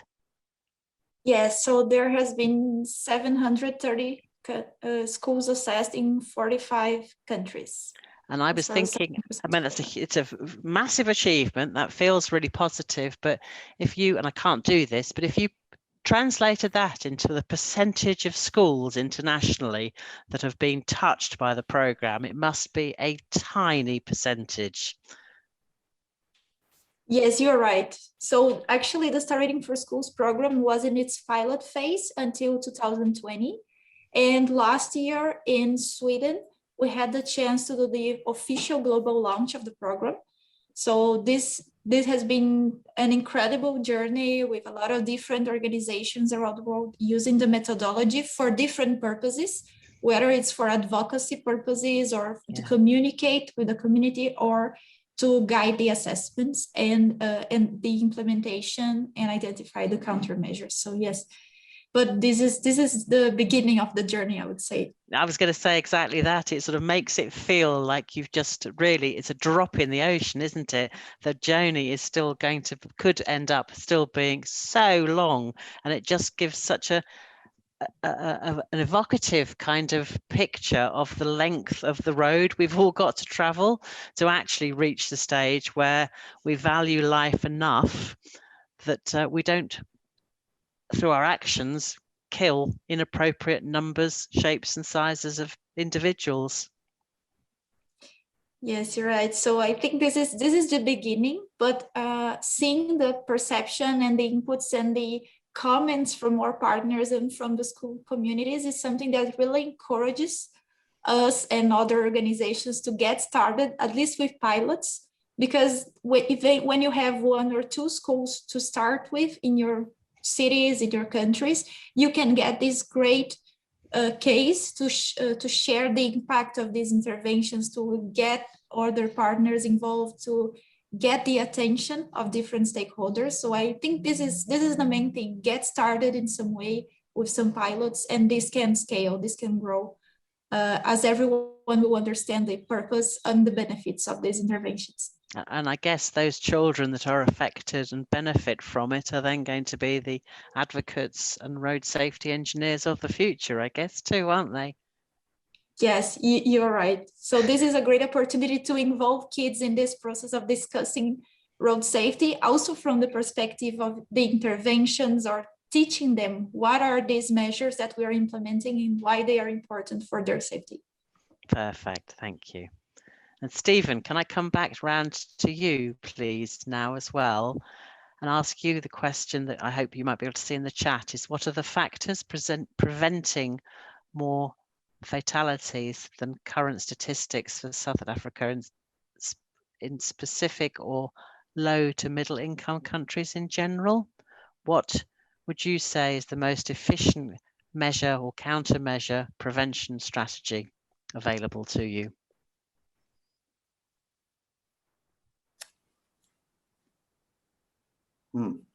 Well, that's very similar to the previous question that you asked. But if we're looking more then at road design and operations, on a lot of the provincial roads, an improved road maintenance program would certainly help, where a lot of infrastructure is not well maintained, including the signage. You get faded road markings, guardrails where the guardrail posts have rotted away over the years, have become invisible through vegetation growth and things like that. So a much improved maintenance program certainly on provincial roads would be a good step in the right direction. Because there's a vast difference. You can tell when you're on a national road as opposed to a provincial road in most provinces, certainly. Brilliant, thank you. There are several participants raising their hands. That's brilliant. I can't see them. Let me work out how to see them. Miguel, are you able to see who's raising hands? Yes, sure. The first one to raise it was Ravi Shondahari. Please, Hari. Hello, I'm Ravi. Can you hear me? Yes, beautifully. Yes, we do. Go ahead, go ahead. Lucy, thank you so much for this kind of interactive opportunity, because I've attended many webinars where it is one-sided. We keep on receiving but cannot transmit back our doubts and queries. So here is one, and I address it to all friends of road safety in general, but particularly to perhaps Greg and also John Milton, that Greg mentioned during his presentation, he showed an example of a Karnataka state road, provincial road, which was assessed prior to treatment and then post-treatment, and it jumped from red to several greens. And that was based on crash data analysis, I am sure. My query is, it lasts over a longer span of time, this process of collecting and analyzing crash data before treatment, and then interventions are put in place. The infrastructure maybe over 2 years, and then post-treatment crash data also takes time to develop. So is there an alternative method to assess the effectiveness of the intervention? This is my central point, how to collect evidence on the effectiveness of interventions. Can we use, my humble suggestion, can we use surrogate measures like moving violations at a particular location on an intersection or a mid-block section? And after treatment, we again do these surrogate measures collection. Could be through enforcement, where we count the number of tickets issued to violators before interventions are put in place and after the interventions. So that will be a shorter span, not have to wait for crashes to happen, which we wouldn't love to. So please help me address the question to the appropriate person, Lucy. Thank Super. you. Yeah, thank you very much. I think maybe Greg, can I put you on the spot there? That's a big question, but if you wouldn't mind taking a first shot at it, that would be appreciated. Yeah, no worries, Lucy. Thanks, Ravi, for the question. It's an excellent question. I think in many times it's difficult to get reliable crash data. And like you said, even if you can, it takes time to accumulate. It is, I guess, the ultimate way to measure the effectiveness if you can. If you can't get that data, then absolutely, the suggestions you made about collecting surrogate measures of changes of the situation is really valuable. So measuring, what you measure has to be things that are likely to have been affected by the intervention. But things like measuring the speed before and after the intervention is a really valuable one. We've worked on projects in Malaysia, for example, where they've used videos to track the lane keeping behavior of vehicles when they put in audio tactile lines. And so before they might see vehicles sort of swerving a little bit, but afterwards they see that they keep their lane a little bit better. The behavior of pedestrians before and after treatments, the behavior of vehicles as they approach intersections and so forth. So all of those I think are really, really valuable. And I guess it's important to make sure that those surrogate measures, you can at least try and find somewhere in the literature a linkage between that measure and actual crash outcomes, so that you know that the surrogates that you're using have some sort of evidential base. But I think it's incredibly valuable, and it's something I don't think we do globally well enough, is truly evaluate what we're doing when we're coming to improving and changing roads. So it takes quite a lot of planning before you do the intervention to collect that data for a long enough period and in a way that you know you're going to be able to repeat it afterwards. But yeah, I think your question's a fantastic one, and your solutions, seems to me like you're on the right path. Thanks, Greg. It was not my idea. I was going through SHRP2, the second strategic highway program of USA, and that's why I thought perhaps John Milton would like to say, because TRB is one of the, apart from AASHTO and the Federal Highway Agency of USA, TRB is on that report, and it gives millions of recorded videos and data about these kind of surrogate measures, and then so that's why maybe John would I'll ask him. Hang on, let's John, would you like to open your mic and respond to that before we move on to the next contributor? I will. And Robbie, a very good question. I think it comes down to reliability, as Greg has suggested, of your assessment technique. And in the particular case of SHARP 2, one of the things that we've identified is acceleration and deceleration in other naturalistic driving type action. So we look at how the driver is reacting and can use that as a predictor of potential safety down the road. There are assessment techniques, conflict analysis, and other issues that I think are good leading indicators of what safety might be in the future. And, my hope is that you can do the crash analysis, but barring that, if you can identify those scientific methods that allow you to do the assessment, I think it goes a long way toward it. Not everybody's going to have naturalistic driving study data, and that's going to present its own issue. But conflict analysis works in looking at statistics related to speeding, to driver behavior, and some of those other things might also be relatively good surrogates. Yes, and we would need experts from the high-income countries, because in low and middle-income countries, which is the subject of today's webinar, they are a far cry. And so, we would need interventions from maybe World Bank, GRSF, and iRAP, and such associated wonderful agencies to come and guide the low and middle-income countries. Thank you. Absolutely. And thank you very much for promoting that short debate. That was much appreciated. Can I move now? We've got 2 or 3 other people with hands up.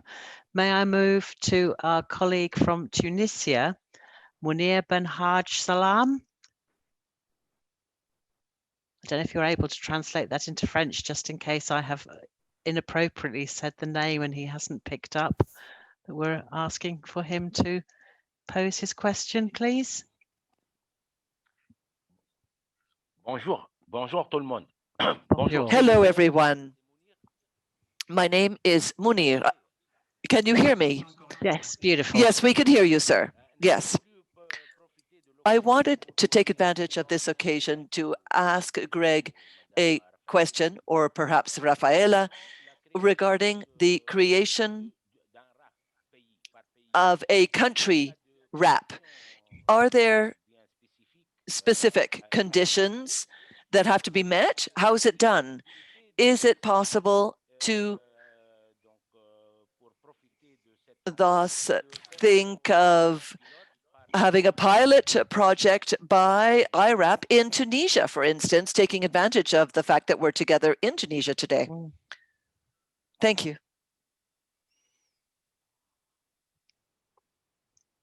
Thank you, Greg.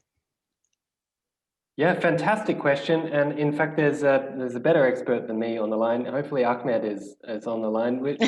You've met him, I guess. Yeah, absolutely. He's right in the process of doing this exact thing for Tunisia at the moment. And hopefully you're comfortable to say a few words, Ahmed. Otherwise, I can.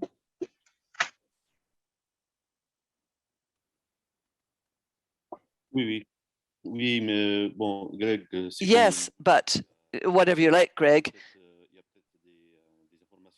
There is perhaps information that we could give in the seminar in terms of the possibility of creating a broader program for Tunisia. Indeed, we began over a year ago to work in a program with different partners in Tunisia,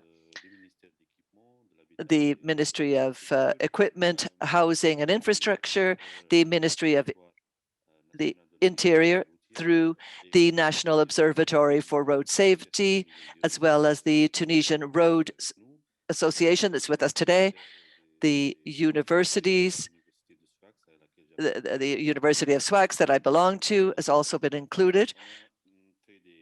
But other partners could be included as well.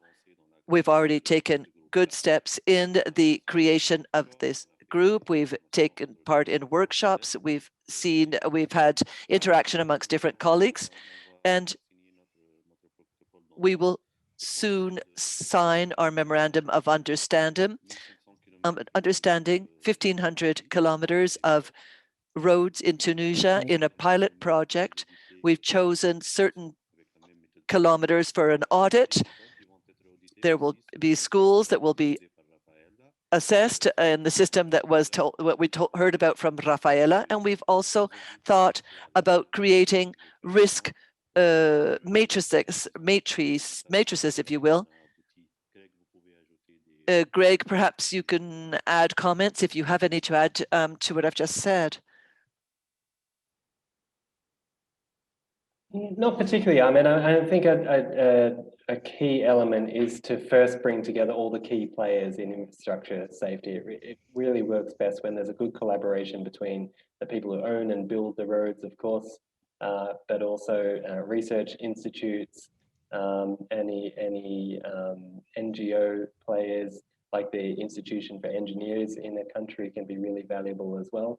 And to bring those people together, those organizations together, and form a common sense of purpose about what the RAP will do and what it aims to achieve, and then begin to do, like you mentioned in the question, a pilot project to really start to understand how it can work and how it can benefit in the particular country. But yeah, really the process I think that's happening right now in Tunisia is really, really fantastic and really positive.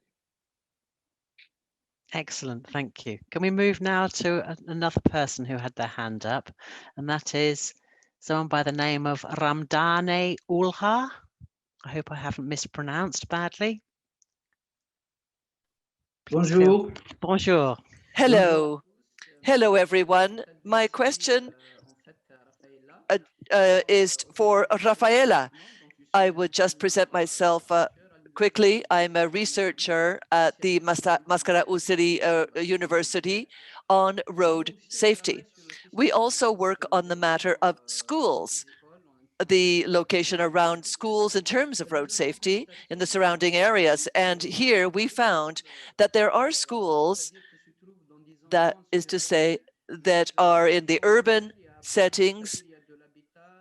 There's a lot of housing, there are a lot of stores, etc. Schools, this is different from those that are in suburban areas. Can we do a star rating for them, often what we do, we want to try and provide solutions at the beginning, because otherwise we risk transferring the risk area from one area to another. That is to say, sometimes we need to delve deeper into the study because it's complex and look at different parameters. And for instance, it depends on the speed of that people travel on the roads, how wide the roads are, etc. Because once the package has been put together for people, like once the authorities do it, the changes don't work, and we risk losing the confidence of people in the solutions per se. Thank you, Sarah, so very much for all of your interventions and for the seminar per se. Thank you. So answering the question through a package of comments, actually also linked to my previous answer. It's very important to understand school safety not only as one single location, but as this network around the school. So understanding the environment where the school is placed, the main risks around the school will be very critical. And then in this process of assessing these locations, we need to engage, to involve different partners, different organizations. And in the assessment, we collect these 28 different attributes that might reflect different road contexts. So you might see that we have some questions on land use, on how many lanes you have on the street, what is the speed limit on this road, and what is the operating speed, the vehicle flows, the pedestrian flows. So this information is added to the system, and this is one of the inputs that will generate the star rating. So we will understand the appropriate infrastructure combination for this particular road condition and this particular road operation. So this is something that's very helpful because it can allow partners and organizations to assess locations in different environments. So either this urban street or a school that is located in a countryside near a major road. So these locations could be, either of them could be assessed with star rating for schools, and the school access assessed with the tool. So I hope I have explained well, but feel free to keep in contact and reach out to me. Yeah, that's marvelous. I think everyone has answered all the questions with great authority. Right, we are really out of time. So it now remains for me to thank all our speakers for their great insight and invaluable experience that they've brought to the session this afternoon. And thank you to all of the people who have contributed and listened. I am staggered that we still have 230 people on the line, which is absolutely fantastic. And I hope that we've been able to guide you through this knowledge sharing exercise with in a positive manner. So I'll probably hand back now, if I may, to Miguel, but I will close this session and thank you all so very much for your interactions. And I hope you have been able to gain great insight and experience as a result. It's been great fun to be part of this in Tunisia, and thank you so much to our hosts. Back to you, Miguel. Thank you, Lucy. Thank you for this very good session. And thank you to all the speakers and to the audience for the questions. It was very good. We're going to move to the networking coffee. But before doing that, I have a request from our communication manager. She would like to take a picture of all of us, or of most of us. So you are all invited to open your camera. Yes, thank you so much. Please start opening it, and Marina will take the screenshots. She will let us know when we are ready. Start smiling because she can take it anytime. Good. We have the first 25. That's very good. Please keep it open. 50. Very good. Okay, we are around 70. Please open your cameras. Smile. My camera was enabled by the organizer. Sorry, let us put it back. back on.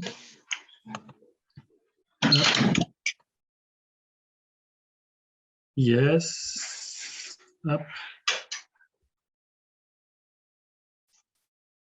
Good. Can you speak up again? The one who needs us to open the camera. Disabled by the organizer. Okay, Gianluca, thank you. I'm gonna find you and put it back. Okay, we're almost there. We have more than half of you with the camera on. Please keep opening your camera, and we'll give it 1 more minute. And those. Okay, just let me. Okay, Gianluca should be good now. Good. Yeah, 1 we've more got minute him. to see if anybody else opens the microphone, opens the camera. Okay, great. Thank you so much for your cooperation. It was great. Okay, so we're going to move to the networking office. I heard that yesterday the French and the English worked very well, and I heard that the Spanish one was a little bit shy. People was a little bit shy. So I hope you're not shy today, and you open your microphones and your cameras in every single one. And we say English, French, and Spanish, but if you can speak in English, you are welcome anywhere. So the first one is about international challenge for road safety. Second one, you have the link there. You have to leave this room and go back to a different one. Is the road safety in Tunisia and in Africa. And the third one is for road safety in Latin America. So I would put that in the chat now, and I will free our interpreters, which are doing a great job. So there will not be interpretation from now on. Please copy if you can those, and otherwise I put it right away in the chat. Thank you everyone, and enjoy the networking coffee break.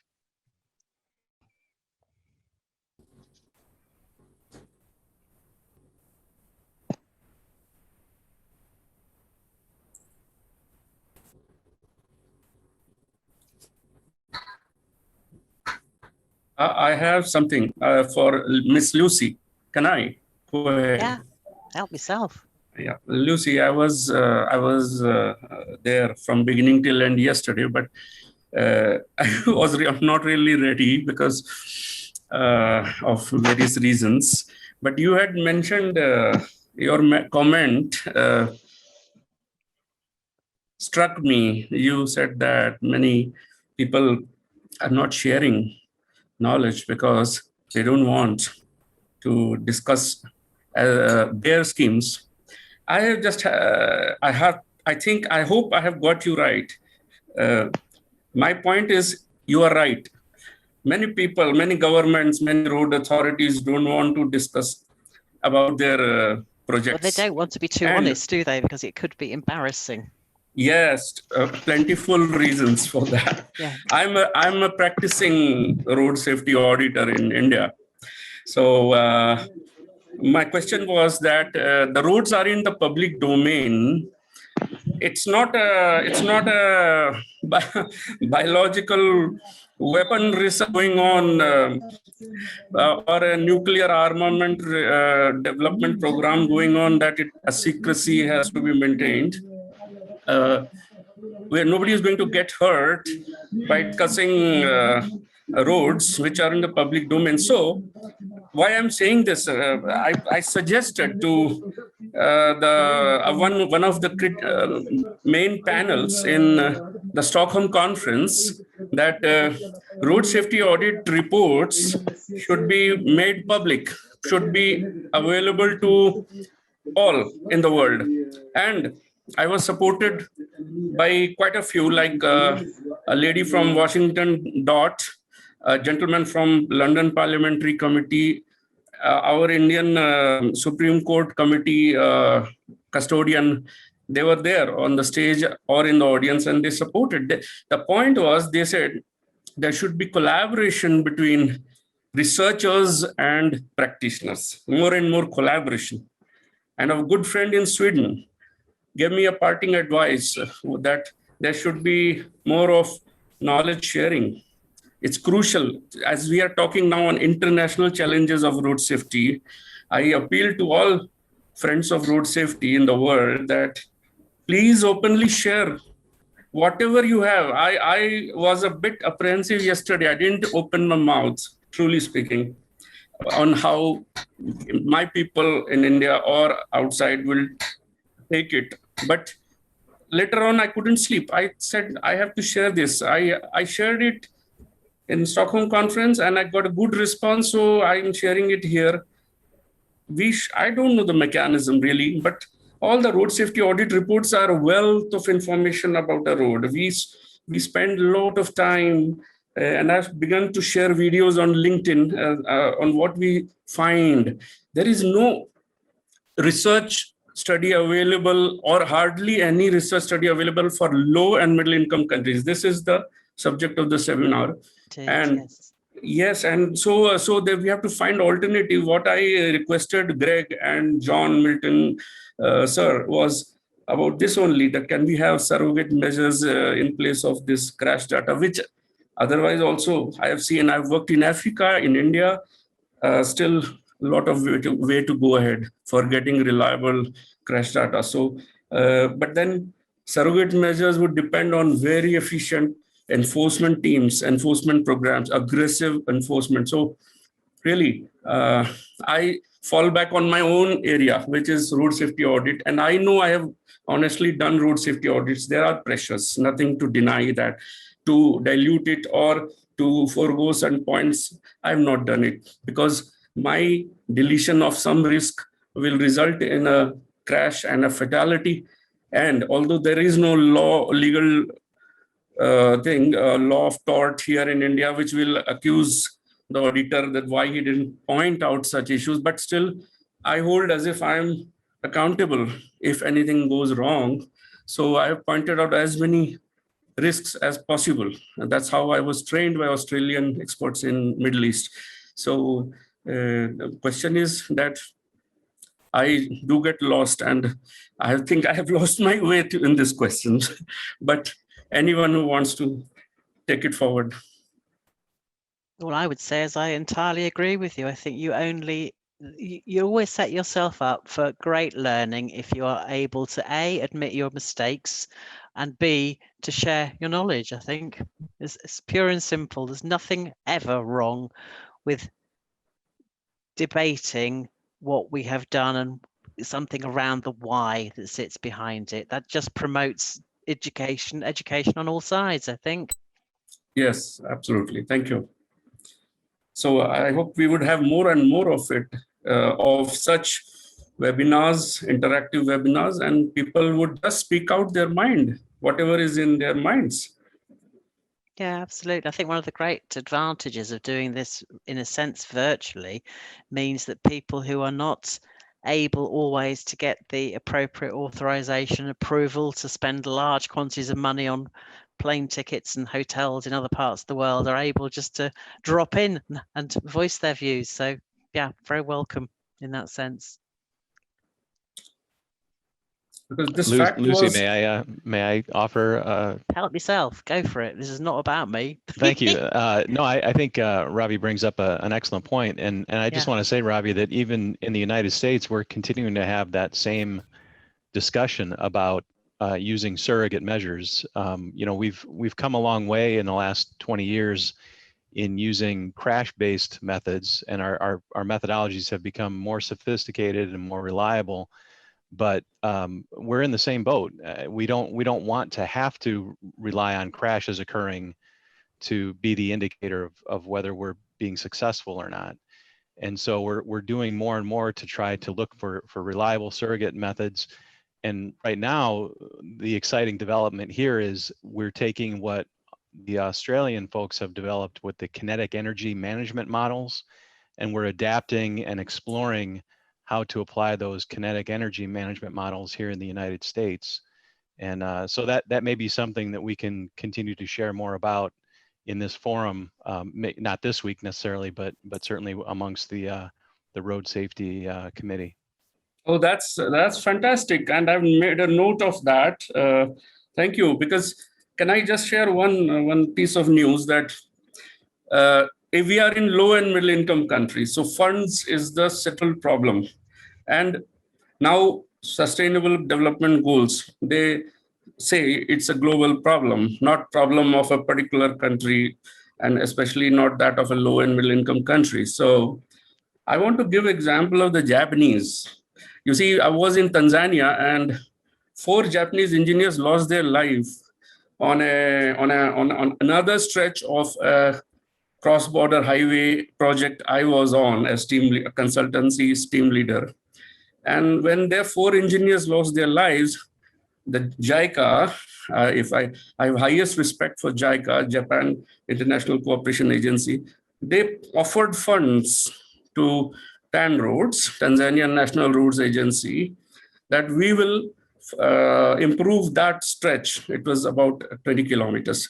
You see, in India, Japanese consultants have, and I won't name it because this is unofficial information, they have offered to install cameras and all for the very purpose, Jeff, you were mentioning, the technology-based collection of these violations through cameras and all. So it's costly for a low-income country. And the Japanese have offered to install these things in return for a fee, which would be like 50% of the traffic fines collected. Because there will be fines, there will be tickets issued and all that. So they say, I've heard about that. And it's very recent, like say maybe 2 weeks old. So I can't name from whom I got this news or who is offering, but then Japanese it is, and I have the highest respect. They were the ones, some Japanese companies who implemented ISO 39001, of which many friends of road safety know little.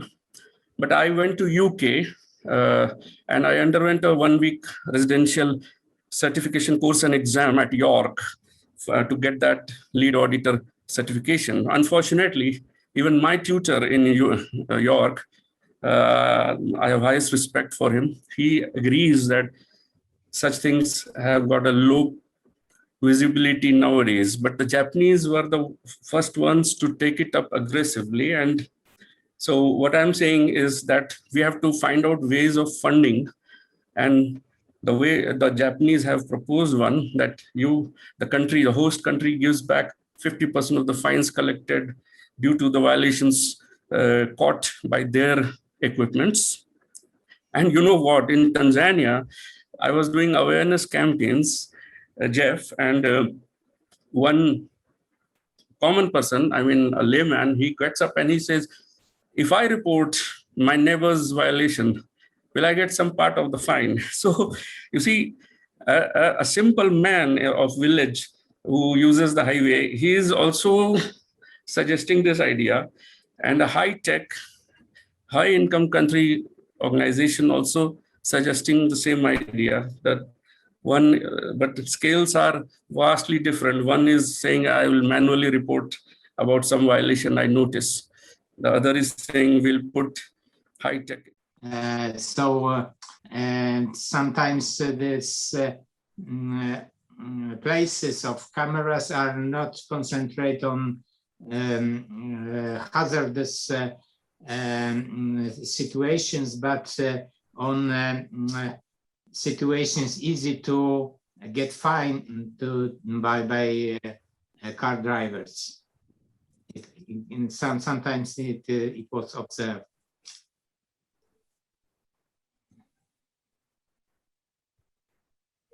Okay, thank you so much, everyone, for this networking coffee break. I thought it was useful.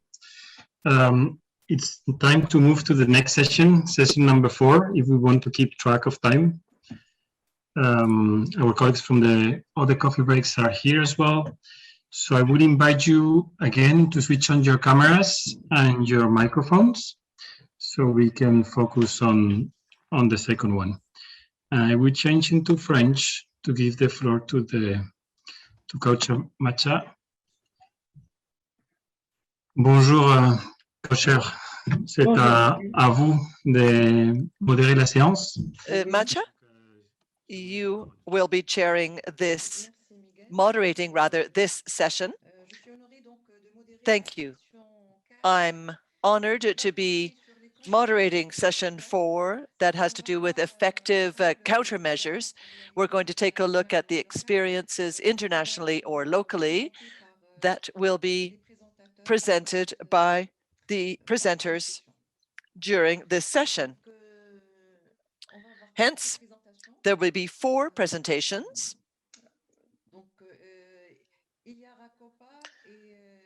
Gianluca Cossale, Jeff Shaw, Gael Italiano, Salana Triki, Leonardo Annese, who's going to tell us about road safety, vehicle automation. I would like to tell you a little bit about the first speakers. There we have it. Ilaria Coppa is an engineer, and she gained her experience where Annese, where she began her career as head of road maintenance center in Liguria, and then she focused on the design of important road infrastructures and environmental impact assessment. She is currently in charge of the transport planning unit, where she deals with road safety, traffic studies, and cost-benefit analyses. Gianluca Cossale is a chartered civil engineer with a specialization in design and implementation of road projects. Pursuant to his PhD in road engineering, he spent some years as an international consultant on major road consultancy projects in the United States, the UK, and the Middle East. Since 2014, he has been the tender department manager at the international division of Annese, and he joined PIARC in 2015. Both of them will be presenting experiences, they will be telling us about the international experience in the effective countermeasures application. You have the floor, Gianluca and Ilaria. Can you hear me? Can you hear me? Yes, yes. Okay, excellent, just because I cannot see myself. My name is Gianluca Cossale, and I'm part of Annese S.p.A, also known as the Italian National Roads and Highways Agency, in charge of operating and developing the Italian primary road network. Annese is part of the Italian National Railway Company, FS, also known as FS, entirely owned by and subject to the control of the Italian government. Next slide, please. Yes, okay. Anna's top priority has always been guaranteeing safe roads while carrying out its activities. Its activities include operating and maintaining the road network, continuously keeping refurbished, modernized, and upgrading the road network as necessary, and according to relevant EU regulations. Implementing road safety regulation provisions, constructing new roads, real-time traffic management, and emergency management, and developing international research projects in road engineering and safety topics. Amongst these activities, recently Annese developed an international patented high-performance safety barrier. I think that what makes Anna's mission future with high added value is its multi-sectorial specialization and approach, which is applied to the entire road asset life cycle. Next slide, please. Anna's group is composed of over 6,000 staff, mostly engineers and field technicians, while the mother company, Annese, FS, the Italian National Railway Company, counts more than 80,000 employees. Currently implemented ANA's business plan provides for investment totaling over 40 billion US dollars. That's quite big business plan currently under implementation. ANA's road operation and safety management activities are developed by means of 20 peripheral traffic control centers plus one central traffic control center that is based in Rome. In addition to these, there are more than 1,000 camera-fitted traffic management vehicles deployed on the road network. Plus, there is one national road research center close to Rome, close to the Côte. Next slide, please. Next slide, please. Okay, thank you. As mentioned, the road network managed and operated by ANAS is over 30,000 kilometers long, out of which 1,300 kilometers are of motorways. Along ANA's managed road network, which is spread all around the extremely varied Italian territory, you can find over 15,000 road bridges and 1,800 road tunnels. Please bear in mind that ANA's safety activities include safety assessment on the 30,000 plus kilometers of road and training and capacity building for all ANA staff deployed on site, on field, plus the ones based on the central and territorial offices. Next slide, please. Next slide, please. Okay, thank you. ANAS has also been active overseas since several years ago, mainly delivering consultancy services in the fields of project management consultancy, quality assurance, quality control in order to enhance road quality, planning, value engineering and financial structuring of road network development programs, design of roads and specific infrastructures like tunnel bridges and IT systems, asset management consulting, work supervision, design review, tender preparation and assistance during the tendering phases and project management. ANAS is also active overseas in the road concession field, both under design, build, operate and transfer, and operation maintenance contract frameworks. Next slide, please. Next slide, please.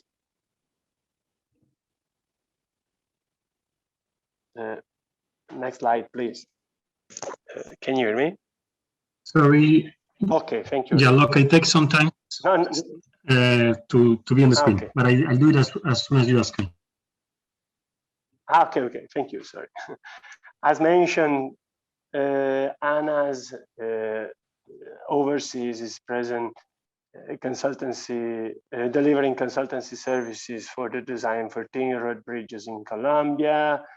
We developed an innovative road payment quality management system in Argentina. In Greece, we conducted payment condition services and assessment on nearly 2,000 kilometers of motorway.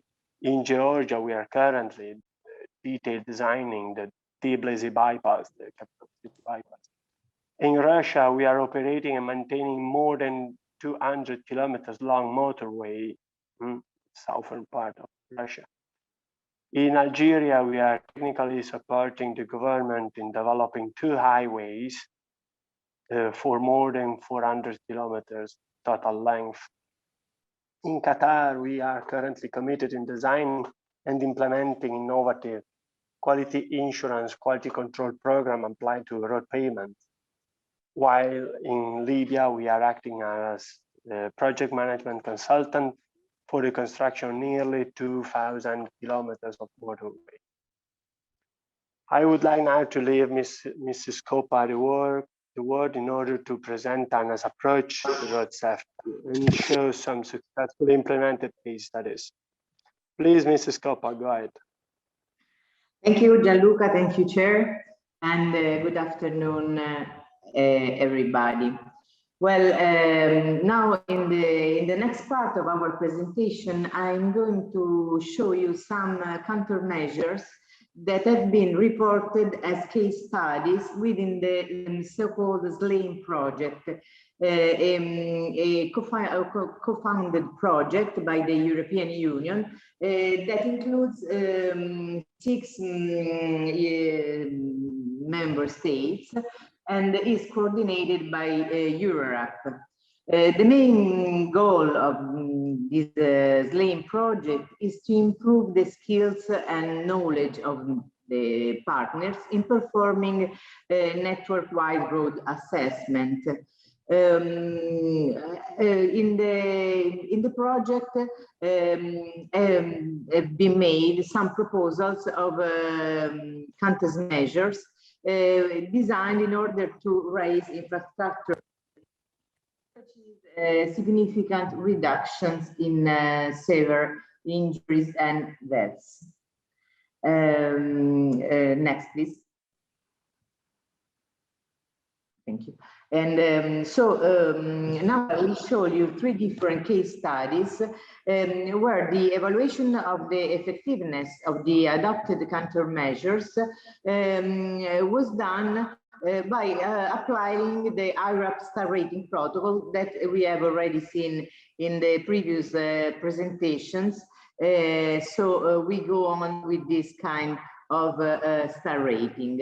The first example I will show belongs to the group of the case studies, the so-called before and after studies. This example shows the increase in the star rating for specific locations and sections of the road network.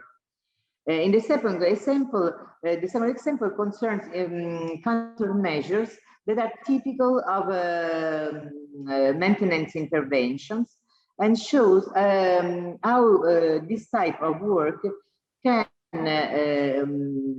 this maintenance work can increase the star rating and reduce risk. And as already said, we have seen some very, very interesting examples in the previous presentations. So these measures may include the repavement, better signing and lining, provisions of rumble stripes, sealing of shoulders or central etching, and so on. Finally, in the third example, I will show you briefly the application of the iRAP star rating in the design phase, because we can evaluate also the effectiveness of some interventions, obviously in the applying the iRAP protocol in the design phase. Well, next, please. So now we go through the first example. In this case studies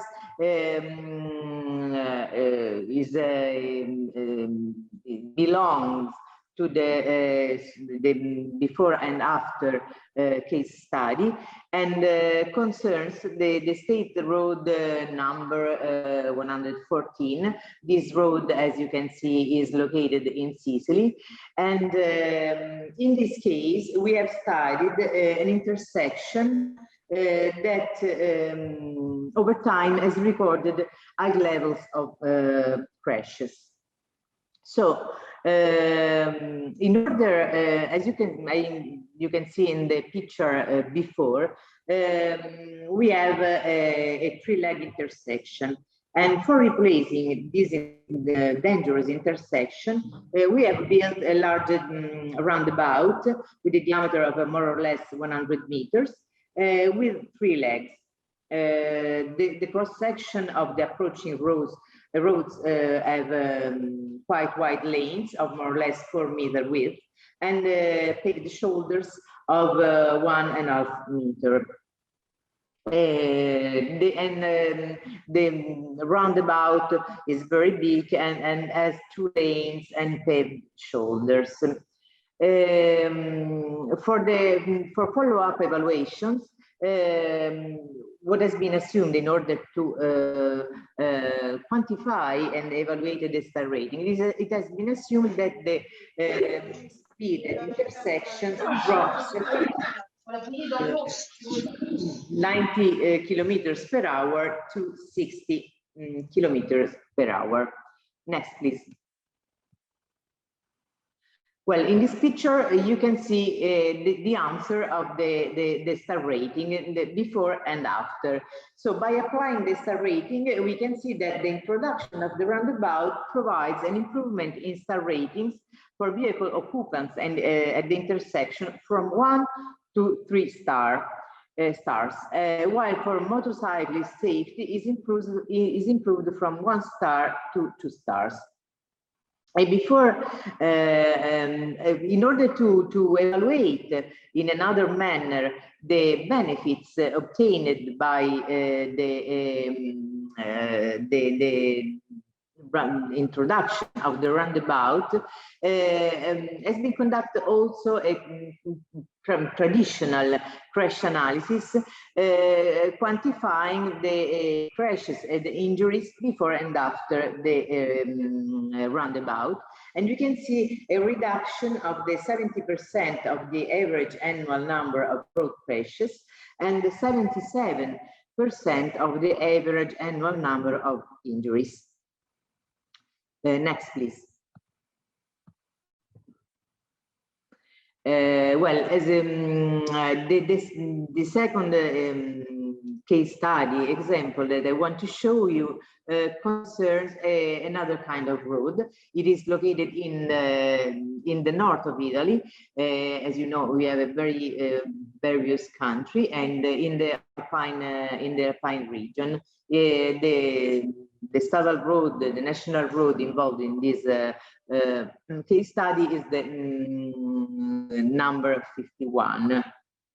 In this case study, the main safety issues are related to the small size of the shoulders available, respect the high level of cyclists and pedestrians, and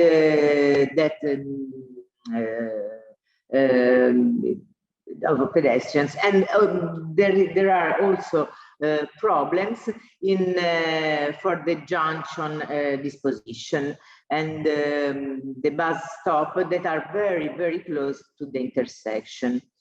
So in 2019, an important maintenance works were carried out, and also some modification of the layout were done.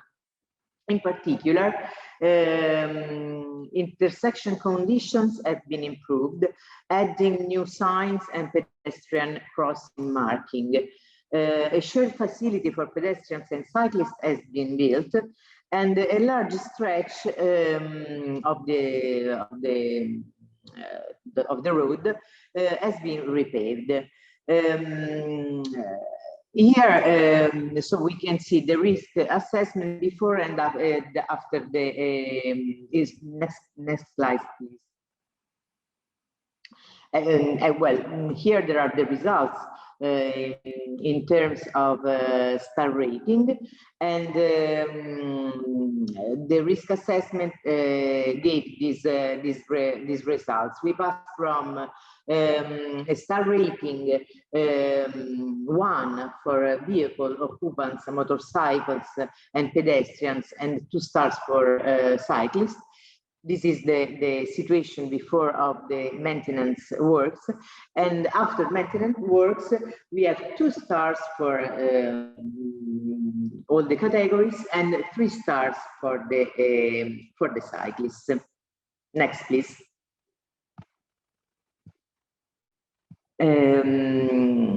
Now, as already said, the last case study I want to show you is about a design. Here we have a very large road is always in the north of Italy. And here we can see the effectiveness of the design interventions. In order to evaluate the effectiveness of the interventions proposed in the design phase, we focus the attention on this kind of countermeasure.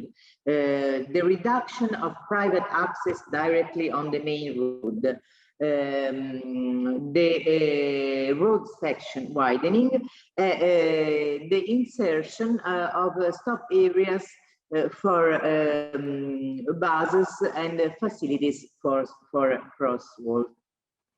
Next, please.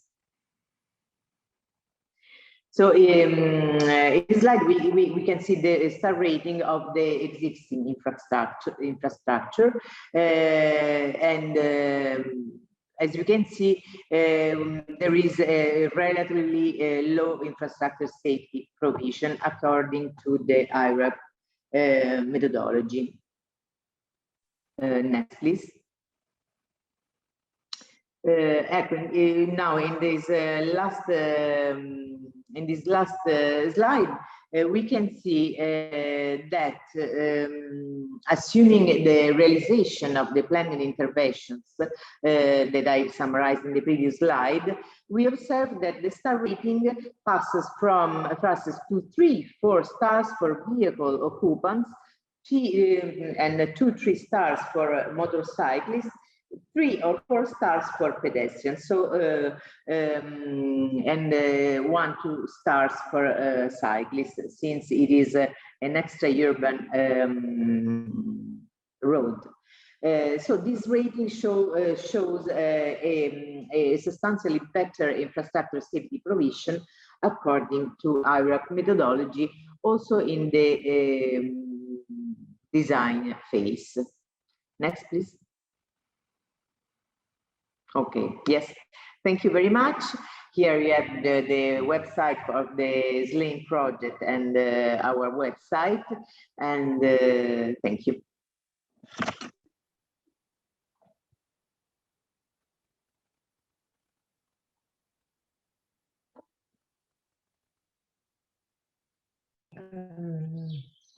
Merci à vous, Thank you. Ilaria et Thank you, Ilaria and Gianluca. We see the significance of Annese and its intervention, particularly in Maghreb and Algeria. It was interesting to see where you have made some improvements by installing countermeasures and the assessment and the iRAP approach. The improvement was clear, and the star rating improved from 2 to 3, etc. It's very interesting. Yes, you please stay with us for the likely questions that will be posed to you. Now we are going to go on to the second presentation, which will be Jeff Shaw and Gael Italiano. They will speak about their experience, the experience with countermeasures in the, when I spoke about the CV of the speakers, Jeffrey Shaw, who serves as the Intersection Safety Program Manager for the USDOT, Federal Highway Administration Office of Safety, and he manages programs, projects, and products of national interest that are intended to enhance intersection safety. He's a registered professional engineer in Illinois and has been board certified. as a professional traffic operations engineer. He's a professional transportation planner and road safety professional. He is a past chair of the ITE Transportation Safety Council, current chair of the TRB Performance Effects Geometrics Design Committee, and he serves as the FHWA liaison to the Road Safety Technical Committee in the World Road Association. Regarding Gael Italiano, she is a senior policy analyst for road safety at Transport Canada. She has been involved with the Vulnerable Road Users Task Force as part of the Secretariat since 2017. She's also involved with the School Bus Safety Task Force, which is currently conducting a number of pilots, researching seatbelts on school buses and a variety of safety technologies to improve school bus safety. That's interesting. She's a member of Canadian Association of Road Safety Professionals and of the Canadian Council of Motor Transportation Administrators. I give, please, you have the floor. Give the floor to Jeffrey and Gail. Thank you very much, Cote. Very delighted to be here today to talk about our experience with proven countermeasures in the United States, and then Gail will talk about an experience in Canada. Next slide, please. So I'd like to just go right into some of the experience that we've had in the United States with advancing proven countermeasures. There are two programs that we maintain right now. One we refer to as the Proven Safety Countermeasures Initiative, and the other is our Crash Modification Factors Clearinghouse. And it's been these two programs, these two efforts, that have really made a tremendous difference in advancing the implementation of proven countermeasures in the United States. Just to kind of give you an idea of where we are as a country, last year we had more than 36,000 people killed on our roads in the United States. So this is very unfortunate. We have seen that come down over the years, but right now that still equates to about 11 people per 100,000 population. So we still have a great deal of work to do to make our roads safer in the US. Next slide, please. So the first of the two efforts that I'd like to talk about and in more detail is our Proven Safety Countermeasures Initiative. So this is a program that we instituted some years ago to advance proven treatments and strategies that have robust safety evaluation behind them, but for whatever reason remain very underutilized across the country. So keeping in mind that the United States is quite large, you know, we have over 4 million miles of public roads, we have 50 states, and we have tens of thousands of units of local government, all with various responsibilities for the roads. So it takes a long time for something that's been proven to become nationally institutionalized.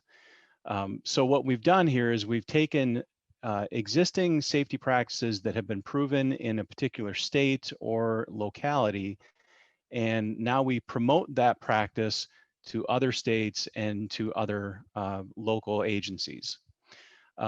We monitor the progress of our proven safety countermeasures, and we update and add to this list on average about every 4 to 5 years. Next slide, please. So we got started with this initiative back in the year 2008, and it started with 9 countermeasures that as a safety program we felt needed to be promoted. It was our first attempt at this initiative, and it actually became quite popular very quickly. What we heard back from state and local agencies is that they appreciated that the FHWA was able to vet these countermeasures, identify the pertinent research, summarize the effectiveness, and communicate about their benefit cost so that they didn't have to do that themselves to the same degree. So we felt pretty good about the experience in those first few years. We updated it in 2012. We included 4 of the original 9 with additional information, and we added 5 new countermeasures for a total of 14. Again, we spent several years promoting and tracking the implementation, and then updated it again in 2017, so that we now have a total of 20 strategies and countermeasures that we promote to our state and local agencies across the country. And we are currently working on another update to add additional treatments and countermeasures here in the year 2021. Next slide, please. So the current list of proven safety countermeasures, as I mentioned, there are 20 in total right now, and they fall into 4 categories. Those categories are roadway departure, which accounts for about 50% of the road-related fatalities in the United States. Intersections, which is about 25% of the fatalities. Pedestrians and bicyclists, which are another 19% of fatalities. And then a category that we refer to as cross-cutting. So they're more of the best practices for safety that could speak to any of the focus area categories. Next slide, please. So under the category of intersections, we currently have 7 treatments and countermeasures. Those include turn lanes at stop-controlled intersections, backplates for traffic signals with retroreflective borders, corridor access management, so managing driveways and managing intersection designs along a corridor, the yellow change interval for signalized intersections to properly set the yellow change, roundabouts, which I think was something that we brought from our experience with learning more from our international counterparts many years back, but we've seen tremendous success with roundabouts in the United States, and are pleased that they're really one of the foundations of the safe system approach as we begin our journey on that here. What we call systemic application of multiple low-cost countermeasures at stop-controlled intersections, which is quite a mouthful, but basically it's enhanced signing, enhanced pavement markings, and really just a package of low-cost treatments that can be applied at intersections that are controlled by stop signs. And then finally, reduced left turn conflict intersections, which would be intersections that rely on U-turns to facilitate left turns. So left turns are removed from the main intersection and require U-turns on either side of the intersection instead. Next slide, please. We currently have 5 countermeasures under the category of roadway departure. Some of these actually, I was pleased to hear Ilaria and Gianluca talk about some of their experience with some of these countermeasures on their projects. Rumble strips and rumble stripes, particularly along 2-lane highways, both edge line and center line. Median barrier for divided highways. Safety edge, which is a beveled edge that we use when we are resurfacing or providing a new roadway that prevents paved edge drop-offs. Enhanced delineation and friction at horizontal curves. So between the additional signing and pavement markings and the use of rumble stripes, we also add to that the application of high friction surface treatment at horizontal curves where a high number of runoff road crashes take place. And then finally, roadside design improvements at curves, which is about the roadside environment, making sure that if a vehicle does leave the road, that it has a safe area through which to come to a controlled stop. Next slide, please. We also have 5 strategies and countermeasures that speak to pedestrians and bicyclists. And here it's really about providing space for people to walk and bicycle along our roadways. We feel that we need to expect and fully accommodate walking and bicycling as part of our roadway projects, that they are not just for vehicles. And so providing that space, appropriate space for people to safely walk and bicycle. And then not just walk along the roads or bicycle along the roads, but also have appropriately designed crossings of the roads as well. So we've got walkways, medians and pedestrian crossing islands in urban and suburban areas, which are our developed areas, road diets, which take reconfigure the roads so that you take a traffic lane and convert it to non-motorized use, pedestrian hybrid beacons, which is a way to signalize the crosswalk, and leading pedestrian intervals. So for conventional traffic signals, this gives the pedestrians a head start across the road before the vehicles can go. Next slide, please. And then finally, the category of cross-cutting strategies. And again, these are the strategies that are best practices for road safety. Road safety audits, which again is another best practice that we've taken from our exposure to our international colleagues. Local road safety plans. In the US, every state already is required to have a strategic highway safety plan, but local agencies don't have that requirement. So we promote local road safety plans as a best practice and encourage local agencies to produce these plans for their own use. And then finally, US Limits 2, which is a way to set, it's a methodology to set posted speed limits, but in a way that takes appropriate balance and takes into consideration the context of the roadway, the presence and types of vulnerable users along the roadway, and it's a more holistic methodology to set posted speeds along highways.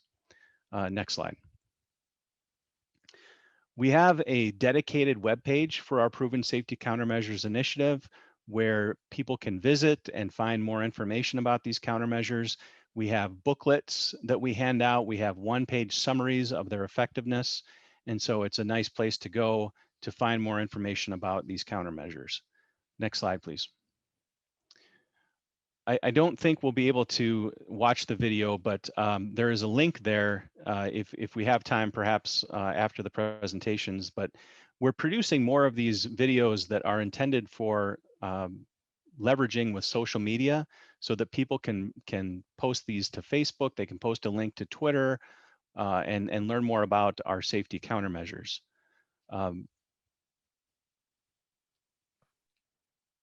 Sorry, Jeff, we are ready to put it. Do you want to put it or not? You know what, let's save it for later, Miguel. Okay. And then finally, as Miguel brings the slides back up, sorry about that, Miguel. The last thing is crash modification factors clearinghouse. Bridges in the south. And so our crash modifications clearinghouse is something that goes along with our highway safety manual. This is where we have an online repository of all of the various safety evaluations of existing and new safety treatments. So right now we've got more than 7,000 crash modification factors. And the reason why this is important is because it puts at a practitioner's fingertips important information about the effectiveness of safety treatments. That's not to say that there are 7,000 different treatments.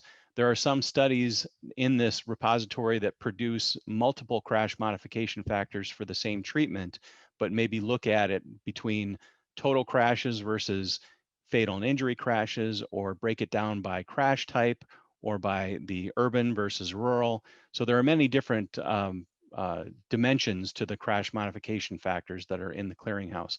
But this has been invaluable to our efforts to promote data-driven approaches to addressing road safety. Next slide. And then finally, I referred to the data-driven importance. So we continue to encourage our state and local agencies to track their safety data, to improve their road safety inventory. We encourage them to adopt more rigorous data-driven approaches, so adopt highway safety manual techniques, use the information in the crash modification factors clearinghouse, and just continue to be evidence-based in their approach to improving road safety. Next slide, please. So in closing, both our Proven Safety Countermeasures initiative and the clearinghouse have been instrumental to our efforts to advance road safety here in the United States. Because of the Proven Safety Countermeasures Initiative, we've seen those particular strategies really increase in implementation across the country. And we look forward to updating that list here in 2021. Thank you very much. And I'll turn it over to Gael.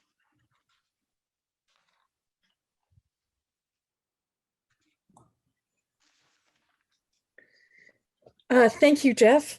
Good morning, good afternoon. My name is Gael Italiano, and I'm a senior policy analyst with Transport Canada. First, before I begin, I'd just like to apologize for not putting my camera on. My system tends to freeze more often than not when I put it on, so just to avoid any technical difficulties, I'm just erring on caution here and going without it, but no disrespect is intended. Next slide, please. I'm here today to talk to you about an initiative undertaken in partnership with Parachute Canada. This initiative saw the development of a tool to create a central repository of road safety information specific to vulnerable road users, defined for the purpose of this work as pedestrians and cyclists. This would include information on pilots, both planned and completed, reports, articles, evidence, etc., for safety advocates and stakeholders to consider when addressing their own unique road challenges. Just to be clear, Canada is made up of 10 provinces and 3 territories, so road safety is a shared responsibility among all levels of government. Let me provide you with a bit of background, and I'll explain how we got this off the ground, and then I'll explain the tool. Next slide, please. Despite significant advancements in technologies, legislation, and infrastructure, crashes continue to occur for a variety of reasons, as we've heard from previous presentations. And this is why in 2016, Canada's ministers responsible for transportation and highway safety mandated the creation of a task force to enable the collaborative process with provinces, territories, and stakeholders to consider measures that could improve the safety of pedestrians and cyclists around heavy vehicles specifically. The intent of this initiative was to create a springboard for action, spark ideas, and introduce discussion points to support jurisdictions. The culmination of their work produced a report which described and offered best practices and evidence for 57 current and potential safety measures that may reduce conflicts resulting in injury and/or fatalities for pedestrians and cyclists. And the cover of this report is seen here and links to the continuity of the ongoing work I'm speaking about now. Next slide, please. Building on this publication, ministers agreed in 2019 to further advance efforts to protect pedestrians and cyclists around motor vehicles in a number of ways, including the development of a central repository in the form of a website with a view to providing potential solutions and other supporting information for jurisdictions and stakeholders to consider.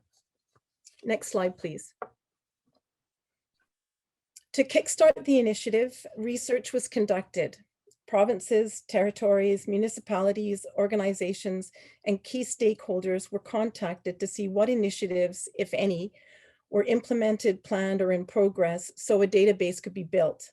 By talking to people, we collected related information for each initiative, including implementation considerations, effectiveness of the measure, best practices, any evidence they may have noted, etc. Next slide, please.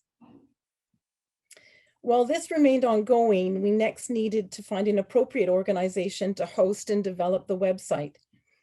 It needed to be an organization who was connected to road safety and would provide good visibility to as many like-minded safety advocates with an interest in such information. As a lead agency in promoting Vision Zero in Canada, Parachute Canada was the perfect choice. Their vision to create a safer Canada by preventing serious and fatal injuries through evidence-based solutions dovetailed nicely with ours. Furthermore, their membership base of over 600 from coast to coast and an expansive network, including international connections, would provide the website with the desired visibility. So in January of this year, we partnered with Parachute. Next slide, please. In view of the limited time, I'm providing a sample of the look and feel using screen captures from the development site. So what you see here may not be the final version, as minor changes remain ongoing at this time. The image you see on the screen now is the landing page. The design was carefully considered to offer a user-friendly, searchable website in both official languages, mobile and tablet friendly, and attractively laid out for ease of use. It also meets accessibility standards for those with visibility challenges. With a number of other websites offering information on promising and/or proven VRU safety measures as part of the Road Safety Strategy 2025, our focus was to offer information on emerging innovative solutions undertaken by communities and jurisdictions. The first phase, which is anticipated to be launched soon, focuses primarily on pilots. This focus will be broadened in the coming months to provide links to reports, journal articles, and/or studies relevant to the safety measures used in the initiatives showcased. The information provided on each initiative is intended to be brief, but offers enough details to spark interest. The pilot organization information, which you'll see in a minute, will include an email allowing the user to make contact and gather more details if desired. Users who visit the site will be encouraged to provide suggestions and/or features they would like to see added in the future. An email address is available on site for this purpose. The red arrow that you see on the screen points out that this landing page is embedded in Parachute's Vision Zero collection. You can see in the top right-hand corner, circled in red, an option for viewing the pages in either French or English, Canada's 2 official languages. And again, the yellow image on the right is the cover of the report containing the initial work by the task force, which I spoke about earlier. Next slide, please.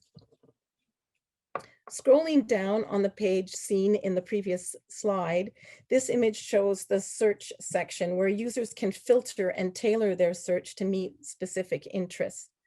All initiatives are listed here when not filtered. The icons representing pedestrians, cyclists, and heavy vehicles are color-coded, as you can see. Across the top, you can search on all 3 road users or select one of interest by simply clicking the desired road user button.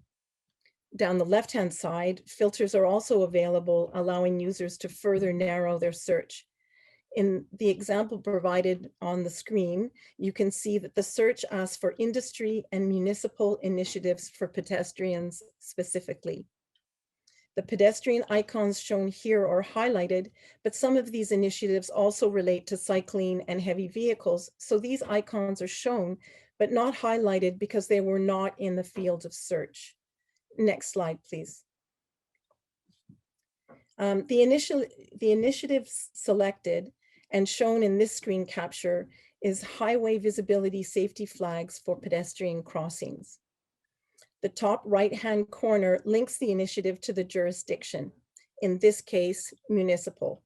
You can see the status of this pilot remains ongoing and is focused on pedestrian safety. Each initiative has a designated page and is designed with the same consistent look and feel.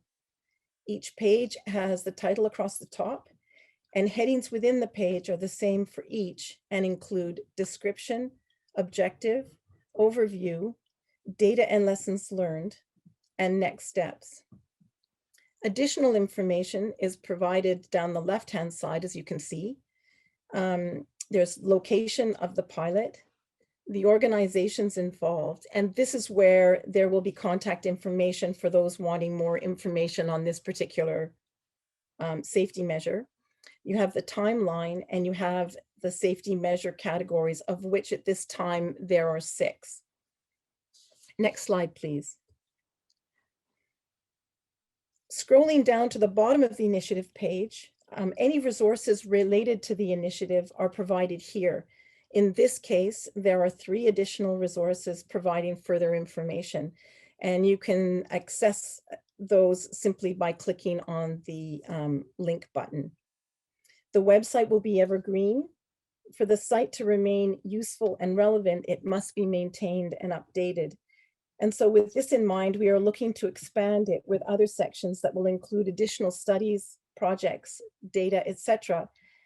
As they emerge. So it is anticipated that as the website grows, it will become more useful. It is expected that the website will be updated on a biannual basis, give or take. Next slide, please. This concludes my presentation on the Safety Resources Repository tool. But because the tool actually isn't ready and posted quite yet, for those of you who would be interested in seeing the site for yourself, you can email me at the address shown. And once the site becomes available, I can send you the address. Thank you very much for giving me the opportunity to speak today.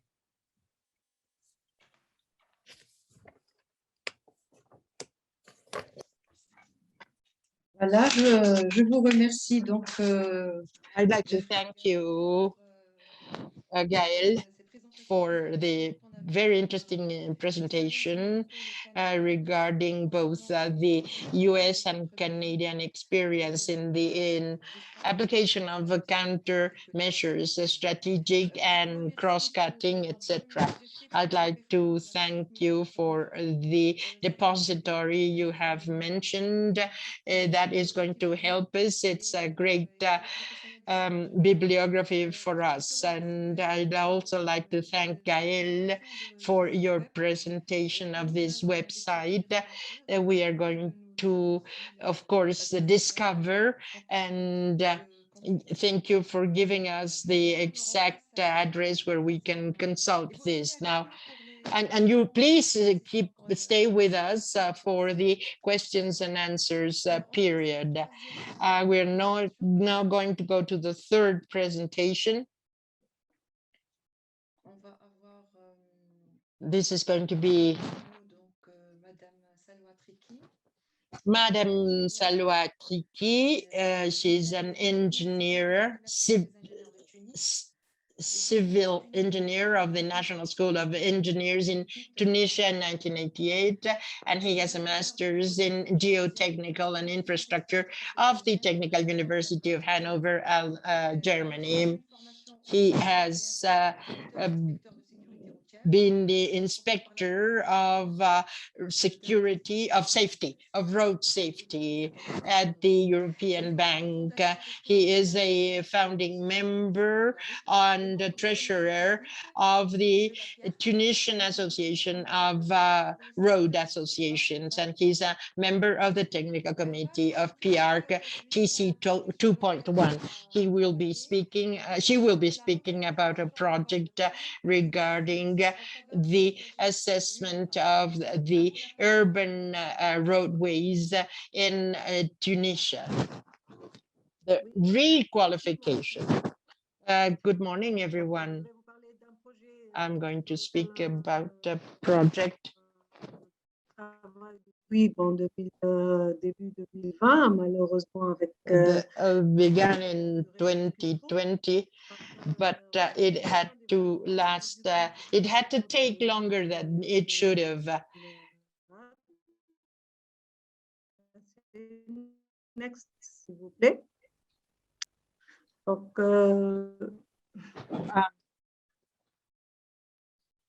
I'm sorry, the audio is very difficult to follow. S'il vous plaît, next slide. Voilà. Donc, on va parler du contexte général. We will be speaking about the general context of this study, the axes that were chosen for it, the diagnosis, and the general results, and finally, the improvements that we propose. The projects are still not done, so we are going to show some experience that has been done.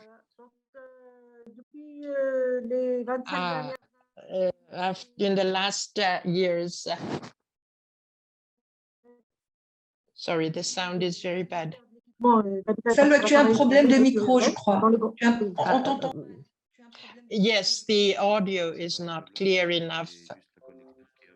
I think the connection is not good enough.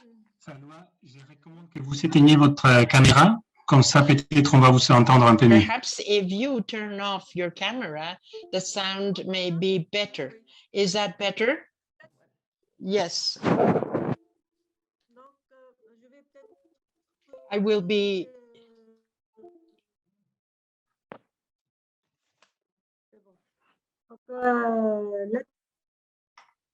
Le ministère de l'équipement a travaillé sur l'amélioration. The ministry works in order to improve the traffic. The roads engineer, who's always concerned with safety, has to give the permits. And nowadays, the image of the city is quite clear with the functions, because there are things such as pollution and safety that will lead to disorder and chaos. The audio is not clear. Donc, next slide, s'il vous plaît. Donc, le principe, the principles of readability of the road.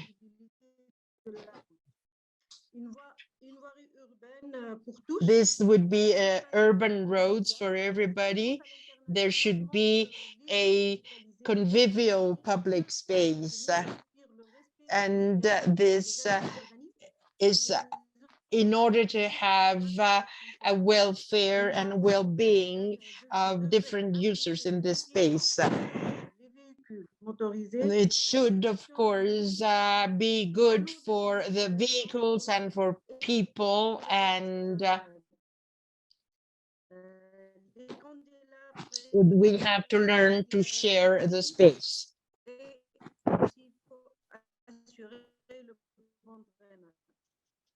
The interpreter apologizes, but the quality of the sound is not sufficient to be able to interpret. I'm going to do my best. Next slide, please.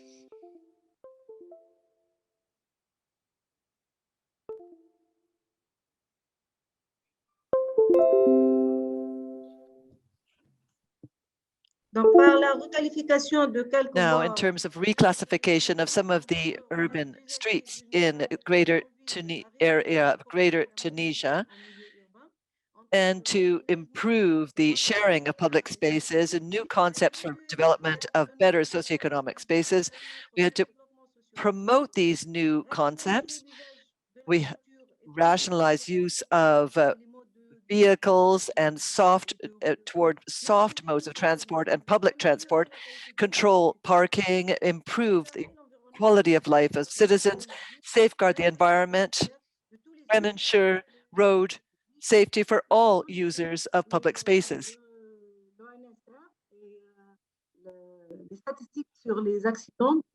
Statistics on accidents, because 2/3 of the accidents happen in urban areas. As a result, we can see the importance of all of these aspects. In Greater Tunisia area, we decided to focus on this area, to undertake the exercise and to see how all of these aspects come into play in making for a better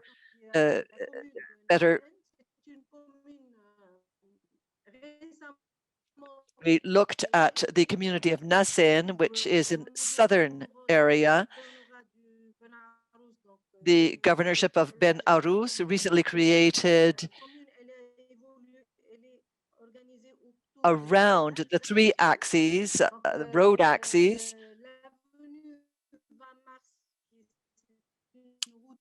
Avenue 20th of March is one of the avenues, and then regional roads, the 36 and 39 are 2 RR. And the Ministry of Equipment saw that the improvements had to be undertaken to respect the urban nature of the area. Now, to begin our study, we began, of course, with a diagnostic. For each of the axes studied, we took a look at the environment, commerce, residential areas, equipment, the environment. We did a census of traffic and its typology through the Ministry of Census to look at the evolution of these factors, the presence and frequency of bus lines from the Transport Ministry, then the accidentology, statistics from the observatory, 17, 18, and 19, the years, the current profile of the enterprises that are in the area, the state of sidewalks, hindrance to rights of way, what the vegetation and green areas, what their status is, and observation of the behavior of the different users. Next slide, please. Next slide, please. Here we have the classification of the traffic typology, the different road users, bicycles, motorcycles. Terribly sorry, says the interpreter, the sound is breaking up. It's impossible to understand. Light trucks, heavy trucks, with and without trailers. So we've got the typology of the different vehicles or users of the roads. Next slide, please.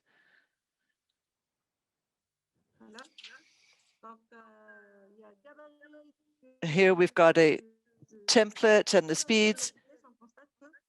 And with that, we can see that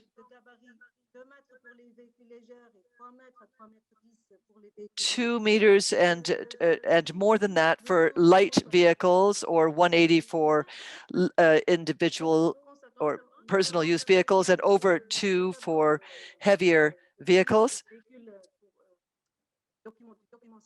depending on the size of the vehicles using the roads. And the speeds that we wanted to adapt into these users, the length of the width of the lanes that had to be chosen. Speed of 30 kilometers or 45 kilometers per hour. So the width of the lanes for light and for larger vehicles, as you can see on the table before you, all of the different widths and sizes of vehicles involved. We saw, after examining the traffic, because we're in an urban area, for light vehicles, heavy vehicles, with the creation, heavy vehicles increasingly use the roads, so this had a great effect, and we found that two-wheeled vehicles, the number of two-wheeled vehicles in 2017, we believe that this also has to do with the lack of road safety. I apologize, says the interpreter again, the sound is breaking up. Light vehicles or collective transport. If we look at the accident typology, we can see that accidents are primarily have to do with pedestrians or two-wheel vehicles. In these urban areas. However, I apologize again, the sound is breaking up.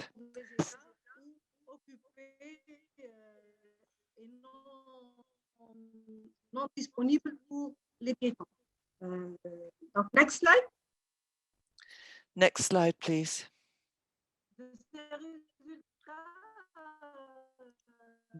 General results, says the slide. Analysis of the state of status of several problems have been underscored. And I'm reading, says the interpreter, from the slide. It says chaotic circulation of vehicles, parking problems, accessibility, organization of pedestrian flows, strong level or high level of accidents, lack of green areas, and urban furniture. Here, the picture tells us of course, that there are no sidewalks, there's no equipment, no signage, but I apologize again. The sound is breaking up. Next slide, please. To assure on this March 20 Avenue, we chose 3 axes. We increased the width of the road. We looked at updating it. It's a small local road, so it's not used by large vehicles. So what we did was to have an area that was free for pedestrians, a cyclist path. We resurfaced the road. Here we have a rural route that was updated. It's still out in the countryside. We have businesses, but we can see that there are no sidewalks, no equipment. It's quite an open and wide roadway. Next slide, please. So we proposed the following updates. We looked at improvements on this road. We do have heavy vehicles. So we had 6.2 meters parking on the commerce side. We have a route, path for bicyclists. It's along, there's also it runs along a railway. So we created as well we paved it. And this road, thus with our improvements, became an urban road instead of a rural. Now, an RR39,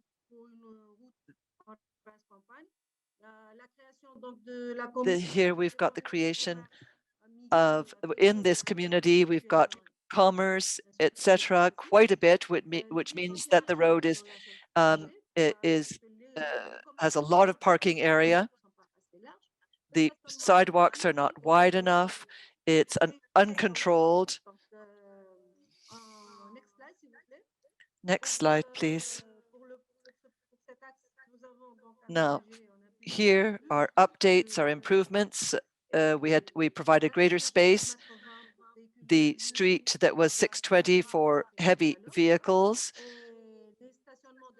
parking on both sides of the street, bicycle paths on both sides, and here that we were also able to create 4 lines of trees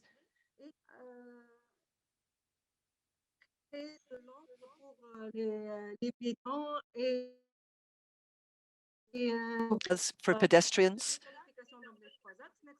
And there you have our reclassification on the 3 axes. Next slide, please.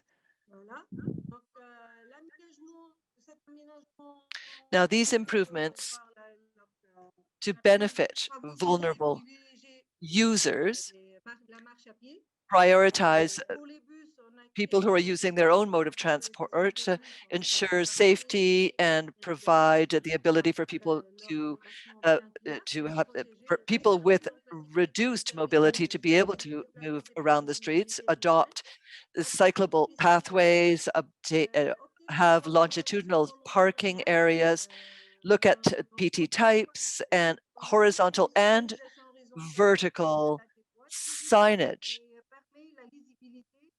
visibility of the signage, of course, for all users. Next, please. We were also able to make improvements, garbage bins or trash bins, benches, lighting, protections for people waiting at the bus stop. Next, please. Here, if we have bicycle paths, then we encourage people to use those modes of transport, pedestrian walkways, spaces for parking, thus reduce the size of the road for vehicles and thus allowing pedestrians to also have space to be able to walk along roadways. Here, creating different crosswalks for people, for instance, with maze barriers.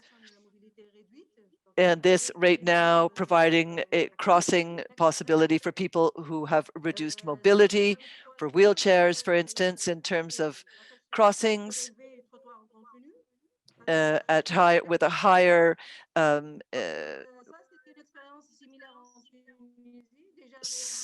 sidewalks. Here we've got improvements on urban areas, and the mayor's office in La Perle du Lac who accepted our improvements. And the improvements were well accepted by everyone. And now here you can see that we've created bicycle paths, pedestrian paths, etc. Next, please. I'd like to thank you for your interest, and I'd like to say that the road safety is, we are all responsible for road safety, all of us. Thank you.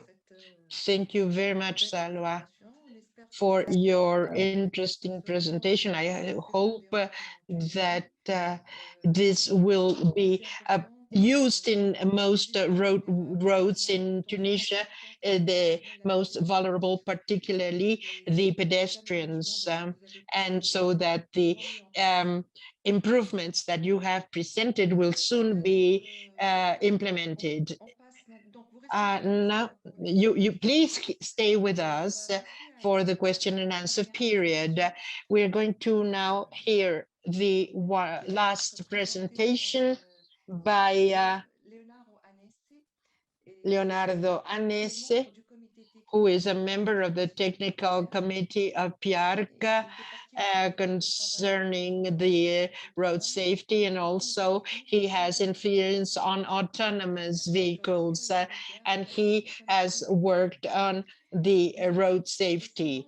He is also a member of the PIARC Communications Committee, and he is the delegate from Italy to PIARC. He has written several articles on road safety and autonomous driving.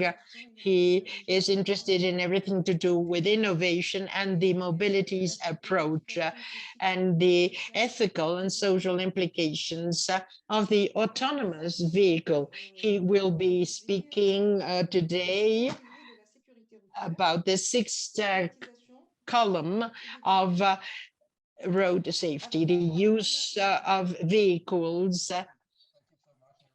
and automated, connected and automated vehicles. Okay. Hello, everyone. I'm sorry, I'm the last one speaking, so we're all very tired by now. And I'm hoping not going to bore you too much and keep you awake as much as possible. That is, I cannot offer something, but we'll see what we can do. Okay, we've heard a lot about numbers and death tolls, injuries, and all this kind of stuff. And I'm going to talk about something different. I'm going to talk to you about hope and a bright future in road safety. So let's start with the presentation if it starts.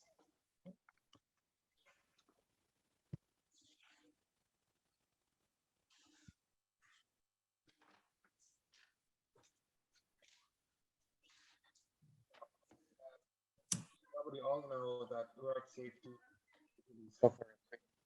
has in 5 pillars.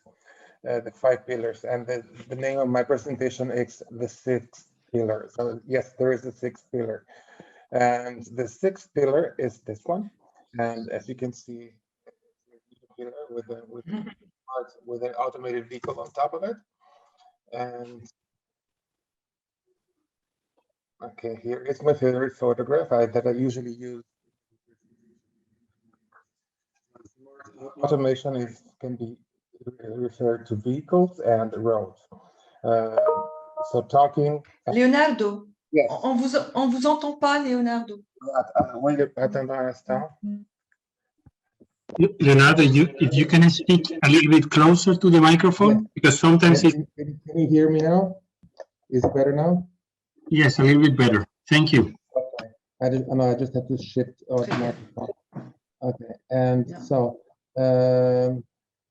So as I was saying, automation can be automation in roads and vehicles. Vehicles, what are automated vehicles?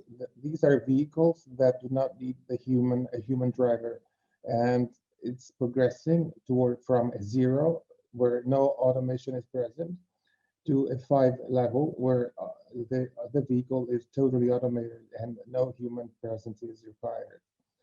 And so these vehicles are bringing us into a new conception of mobility. Not only mobility, but also a new way of conceiving our life. What are the changes, the implications of this new kind of mobility? We'll talk about it in the rest of my presentation.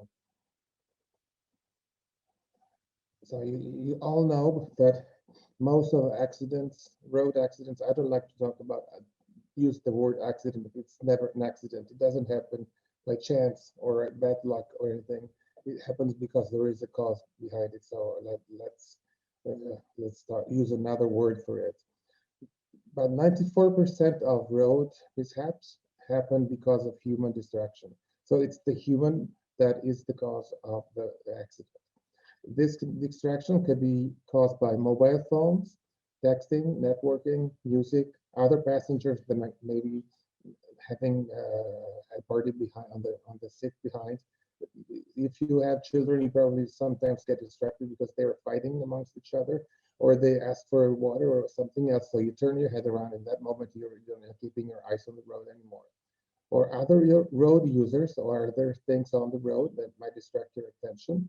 And nowadays, these vehicles control panels that are actually like a Starship Galactica panel, and with a lot of lights and writings and things, you tend to look at it and you're not actually looking at the road as you should be. So these are, I'm not showing you this video, but I wanted to show you this as an incentive of not using your telephone while you're driving, because every second it's like this. If you're watching your telephone, it's like you're blindfolded. So keep that in mind. So these are the examples of what is distraction. Watching the smartphone, the baby behind crying, eating, smoking, drinking, yawning, all these kind of things are distraction and keep your attention away from the road and what happens on the road. And this causes accident. The accident, which is something we don't want. So the car is actually a tool. It's a tool to kill, to injure things and people, or even animals. It's a gun you're holding while you're driving, and it's up to you whether to shoot or not, or whom to shoot.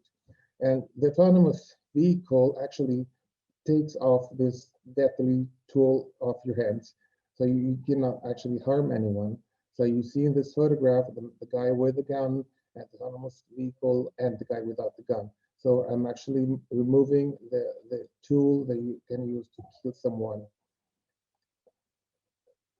As someone said before in this morning, humans make mistakes. It is true, humans make mistakes because we're fallible, we're humans. But there are many things that can happen, but autonomous vehicles do not make mistakes.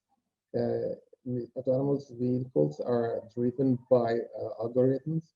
Algorithms follow a path of programming and learning. We all know about artificial intelligence now developing into learning, deep learning, all this kind of stuff, and they can actually be much more reactive compared to human brain, millions of times faster. And we can concentrate on something better. If this guy is reading a book, he doesn't have to look at the street. I like to remember once I ran a survey, I had interviews in Rome, and we were asking people on the roadway and also in the train station what was for them the best result of not having to drive the car. And after all, he actually was surprised because most people actually were positive about it, even though this interview was carried out almost 5 years ago when we did not actually talk about autonomous cars back then. But most of the people were positive about it. And I liked the lady who was the last one to be interviewed. She said, I asked, what would you like to do while you're in an autonomous car? And she looked at me, she said, I would like to read a book. And I thought that was something, an attitude that it's probably the best result of autonomous cars, giving back the human aspect, good things about being human. These are the famous 5 pillars of road safety. The safe system approach is all revolving about these pillars. The safety management, the safer roads for the next one, safer roads. We'll be talking about safer roads as countermeasures. Then we have the safer vehicles, which is passive safety, seat belts and all this kind of stuff. Then we have behavior, and this is again the human. So we have to depend on what the human depends to do or not to do. And improve the emergency post-crashing response. And we actually hope never to get to this 5th pillar. Right now, the new thing, this is my favorite, is the 6th pillar, automation, the bouncing automated car on the 6th pillar. And this might be the ultimate solution to road safety. I began my story, my professional story, studying road safety. All the classical academic pillars, road safety, safe system, the STAR system, our iRAP we have here, and all this kind of stuff. And I said, okay, now what? We haven't really actually achieved that much results. The Vision Zero, the 50% less road deaths by 2030 is not even conceivable nowadays, unfortunately. So something must have gone wrong. There's something we are not doing or we're doing wrong. And when I got across the first automated vehicle idea, I said, okay, this is probably the answer to all this road safety stuff we've been talking about so far. We have invested millions and trillions of dollars, whatever, euros, whatever, in road safety programs all over the world, European Union, US, Asia, but people keep dying. We have 1,350,000 people dead each year in road crashes. This is unacceptable. And so here comes the automated vehicle saying, okay, I'll take care of it. You get off the car, I drive. So we have these 5 levels of automation. First level is no automation at all. Like we have the gear, we hit it by hand, we press the brake with the foot, and we steer the wheel with our hands. That's about all there is. Then we start with the first ones, something the car does, but we still have to keep in charge of the driving stuff. Then more and more we come with automation. Now we are actually in this level 2 nowadays. We have all this automated assistance systems that help us not bumping into the car in front of us, because it's automated braking system with the lane keeping control, etc. But still we have to be holding the wheel. Remember that the Vienna Convention still prescribes that the human has to keep the hands on the wheel all the time. So this has to be changed. This is going to be changed, but they're working on it. We're actually working on modifying the Vienna Convention on this part. Otherwise, we will never go further. And we'll get to the third level, which is like more of a Tesla, what we see nowadays. And we'll actually talk about it in a moment, because there's something I'd like to clarify. And here the human still has to be present in the car, but most of the driving in normal conditions are carried out by the vehicle itself. And then high automation, that the human doesn't really have to be driving or keeping the hands on the wheel or anything, but still has to be present in the car. So there is not 100% automation. And finally, the level 5 is our future, is our goal, where you don't even have the wheel anymore or the brakes anymore. Your car is going to be like your sofa, your kitchen, your living room, or whatever, where you can do all the things you like to do. This is the future. It's not that far. Automated cars are already on our roads, testing or not testing. It depends on the part of the world. The problem is legislation, which is not always up to date. And here, what the automated vehicle can do, the sensoring. The sensoring is developing more and more with all this radar, LiDAR, this kind of new detecting systems that are developing even more and more. So we can detect what is on the road behind us and in front of us, on the sides, and the vehicle can actually avoid them because they know where they are and where they will be. They can actually even see cars and people, pedestrians, cyclists, whatever, even behind the corner, which you don't actually see with our eyes. And so this is the best part of it. So if the man can actually see just with the eyes in front or with the ears and see what's behind, what's in front of it. The vehicle, the automated vehicles with the sensor can see much further, much further.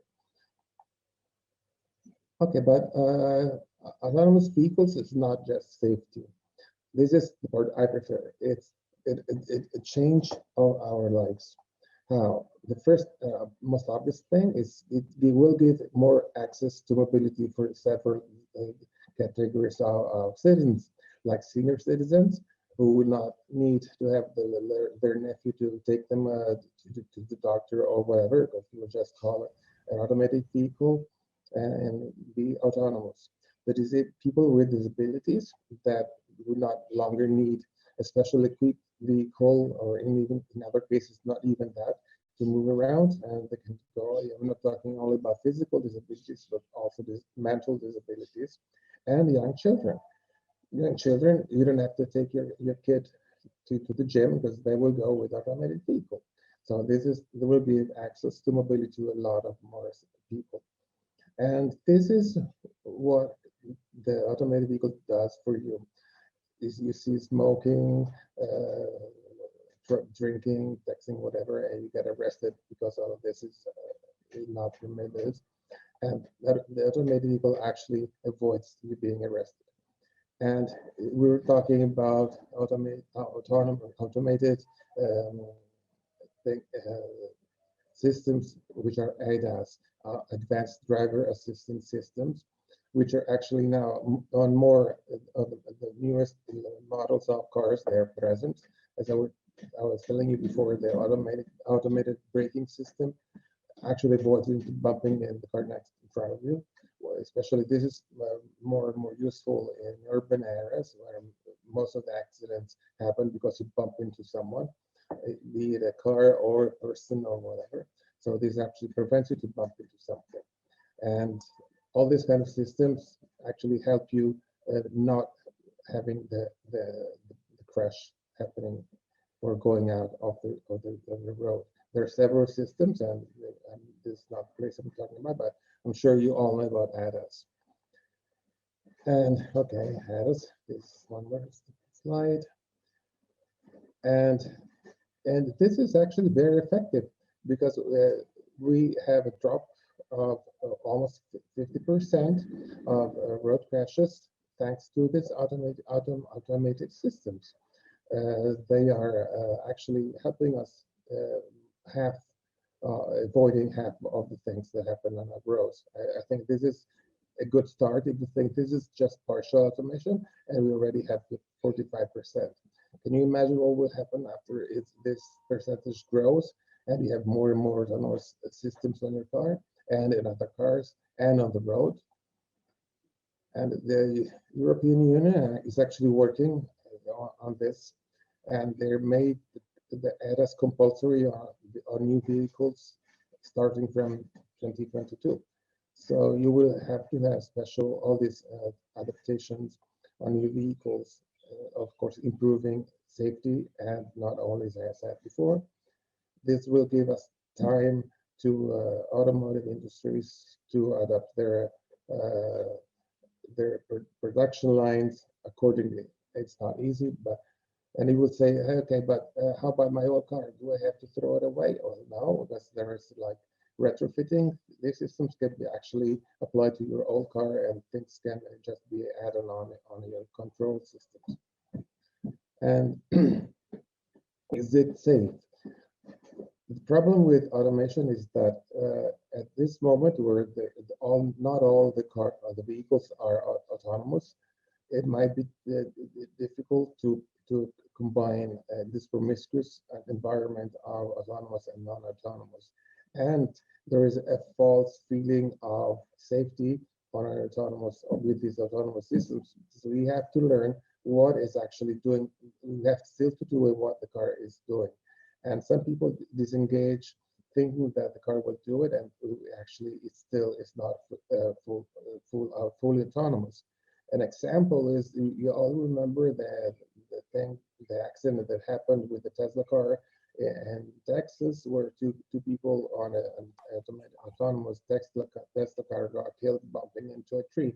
And you ask, well, how could that happen? If it is an autonomous vehicle, and that shouldn't happen. But it did happen because these guys just cheated upon the car, telling the car that they were actually holding the wheel, but they were not. And so they were doing whatever on the back of the car, and the car just wasn't enabled to self-driving 100%, and they bumped onto a tree. But everywhere we read, the Tesla car had killed 2 people. The car doesn't kill anyone. Anyway, so I wanted to make that clear. And again, now we talk about vehicles. Now we talk about the roads, smart roads, or the roads with intelligent transport systems. And these roads will dialogue with vehicles, and will allow vehicles to dialogue with the road and dialogue among other vehicles.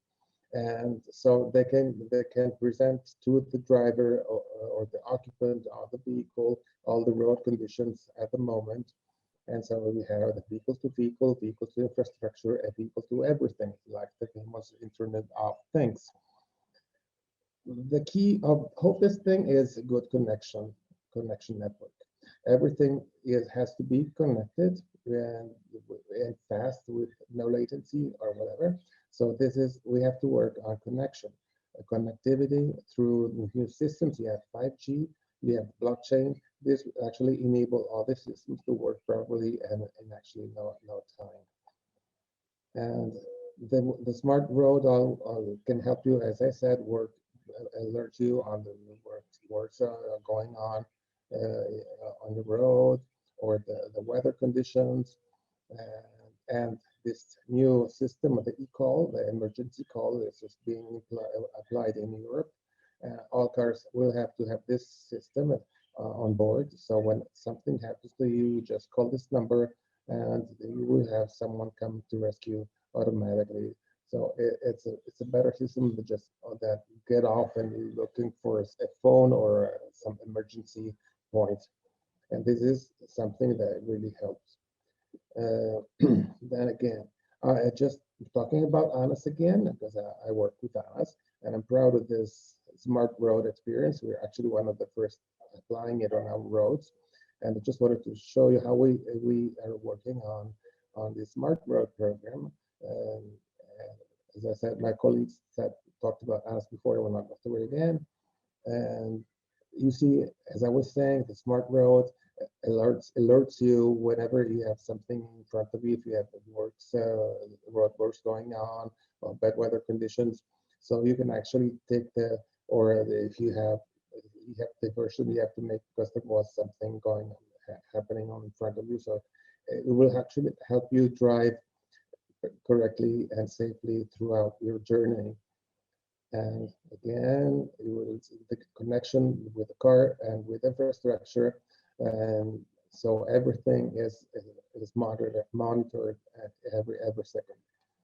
And again, and if you want, I can give you the specific, more specific text on the smart road Annese, so you can actually use it in your own roads.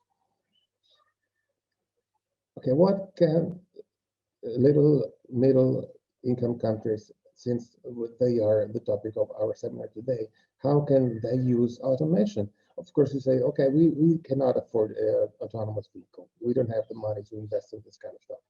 But actually, you can use lesser systems, autonomous systems, like road monitoring or eCall or GPS localization of vehicles or heavy vehicles, which can actually help avoiding situations of danger anywhere on the road. I'm almost finished. I have a clock behind me. I know the 15 minutes have gone over, but I'm the last one, so no one is waiting for me. And as a psychological approach, which is something I'm working on, you have to have people accept this new technology. And fear is always due to ignorance of the thing. So you have to give people. Leonardo? Yes, I'm finishing. Vous avez dépassé les temps. Je crois que vous devez conclure. Leonardo, I'm afraid you've gone beyond your time allowance. I'm terribly sorry. Just, we need a bit of time for the discussion. This is my last slide. Are we ready to hand over the control of the vehicle? So this is talking about acceptance and whatever acceptance. And one last thing, allow me, this is something I'd like to share with you all. We have some friends in Mali that have asked for help for their road safety campaign. So if you want to help, just contact me and we can help them carry out their campaign. It's not a big thing to do, but it's something we can actually do to help them. Thank you so much.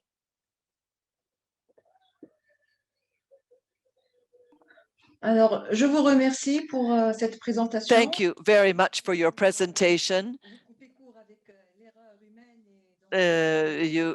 which would do away to a certain extent of human error. I'm terribly sorry. Amélie, your microphone is off. Could you turn it on, please, so we can have the Spanish interpretation? There we go. We've finished with the 4 presentations, and now we'll go on to the Q&A session. So, our discussion had to do with everything that had to do with countermeasures and treatments, how to deal with them and how to finance them. We would also like to discuss the matters that have to do with vulnerable users, how to defend their rights. So we're going to discuss these questions, and otherwise we will go directly to the questions that were asked by the participants. There's a question for Anas, one or either of you. How can we measure the effectiveness of the improvements and the duration of the effectiveness after the improvements have been made? Ilaria, would you like to take that, to field that question? Yes, thank you. We measure the effectiveness of the interventions I have showed in my presentation using the VIDA software, that is the software that included in the iRAP methodology. The software works entering many characteristics of the road investigated. In the case studies I've shown, we have inserted the characteristics before and after the intervention. The characteristics typical to be inserted in the input in the software are the type of intersection, the width, the frequency of the intersection, the presence of the barriers, the state of pavement.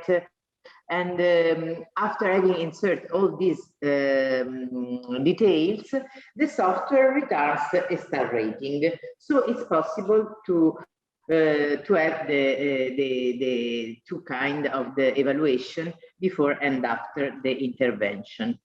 Concerning the time of observation, the iRAP methodology, I don't think there is doesn't provide a standard observation period, but usually we when we measure even with the classic methodology the effectiveness of intervention, we use minimum 3 years of observation.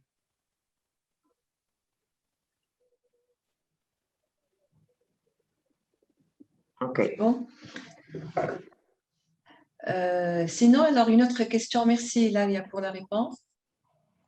Donc, il y a une question pour Jeffrey. There is a question for Jeffrey. How is the safety age working exactly? The SATH. Jeffrey? Yes, thank you. So the safety edge is a 30-degree beveled edge that is built into the pavement to prevent edge drop-off related crashes. It works very, very well. It has been shown to add no additional cost to a road building project, and it's very effective at eliminating entirely that crash scenario. So a vehicle cannot lose its control if it encounters a vertical edge, if that vertical edge does not exist.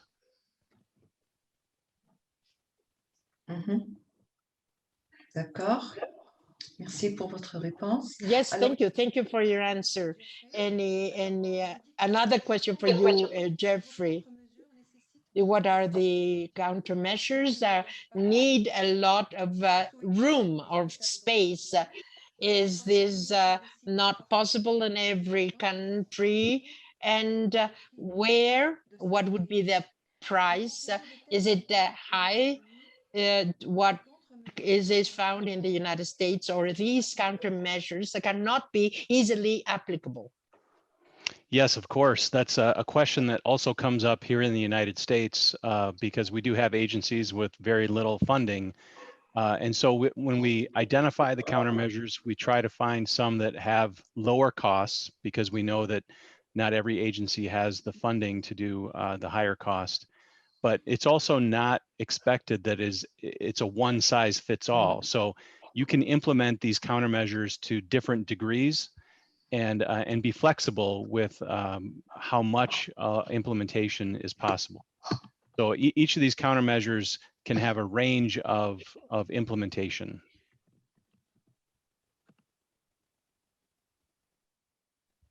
D'accord. Okay, merci. Yes, thank you. I have a question for Saloua Triki. The possibility of assessing the efficacy of this improvement regarding your experience? Was this an inspection, and was this taken into account? It's very important. The parameters are very, very important. Was this taken into account?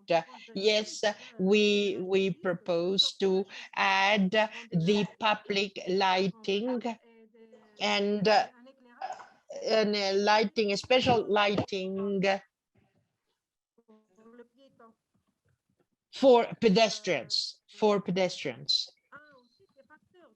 And yes, of course, the pavement, yes, we have to look for the funding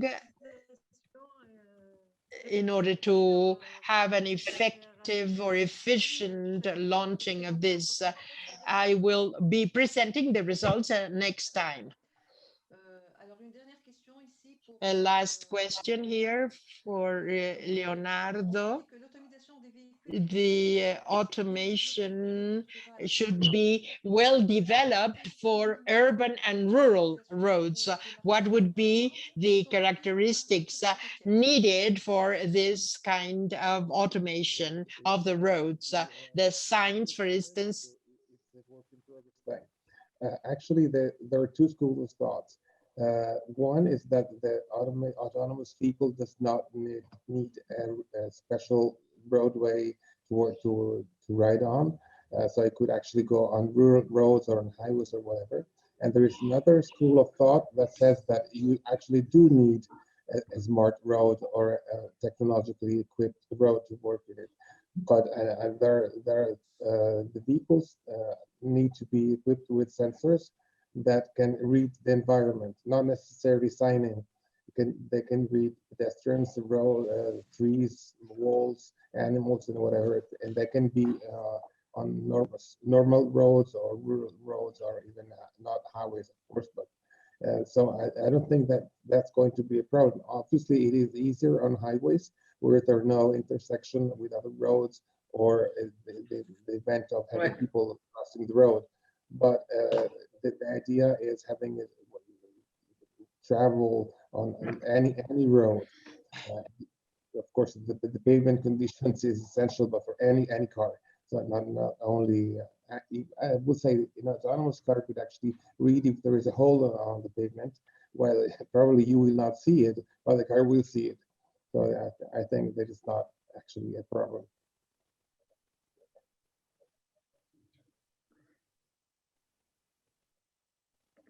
OK. Merci, Leonardo, pour votre réponse. Thank you very much, Leonardo, for your answer. Anything to add? Anybody who would like to take the floor?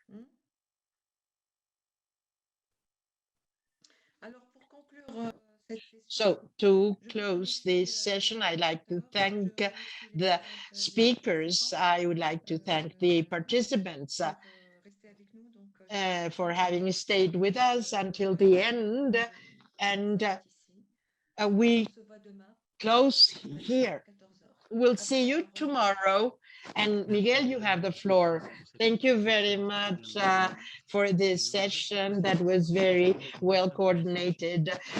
There are many questions. They're very interesting. We're going to share them with the speakers, and we're going to give them the chance to answer in some lines next week on the same page where we will have the video. There are some questions that we did not have the time to deal with. We will present them. We are going to publish them in writing with the web page. Fine.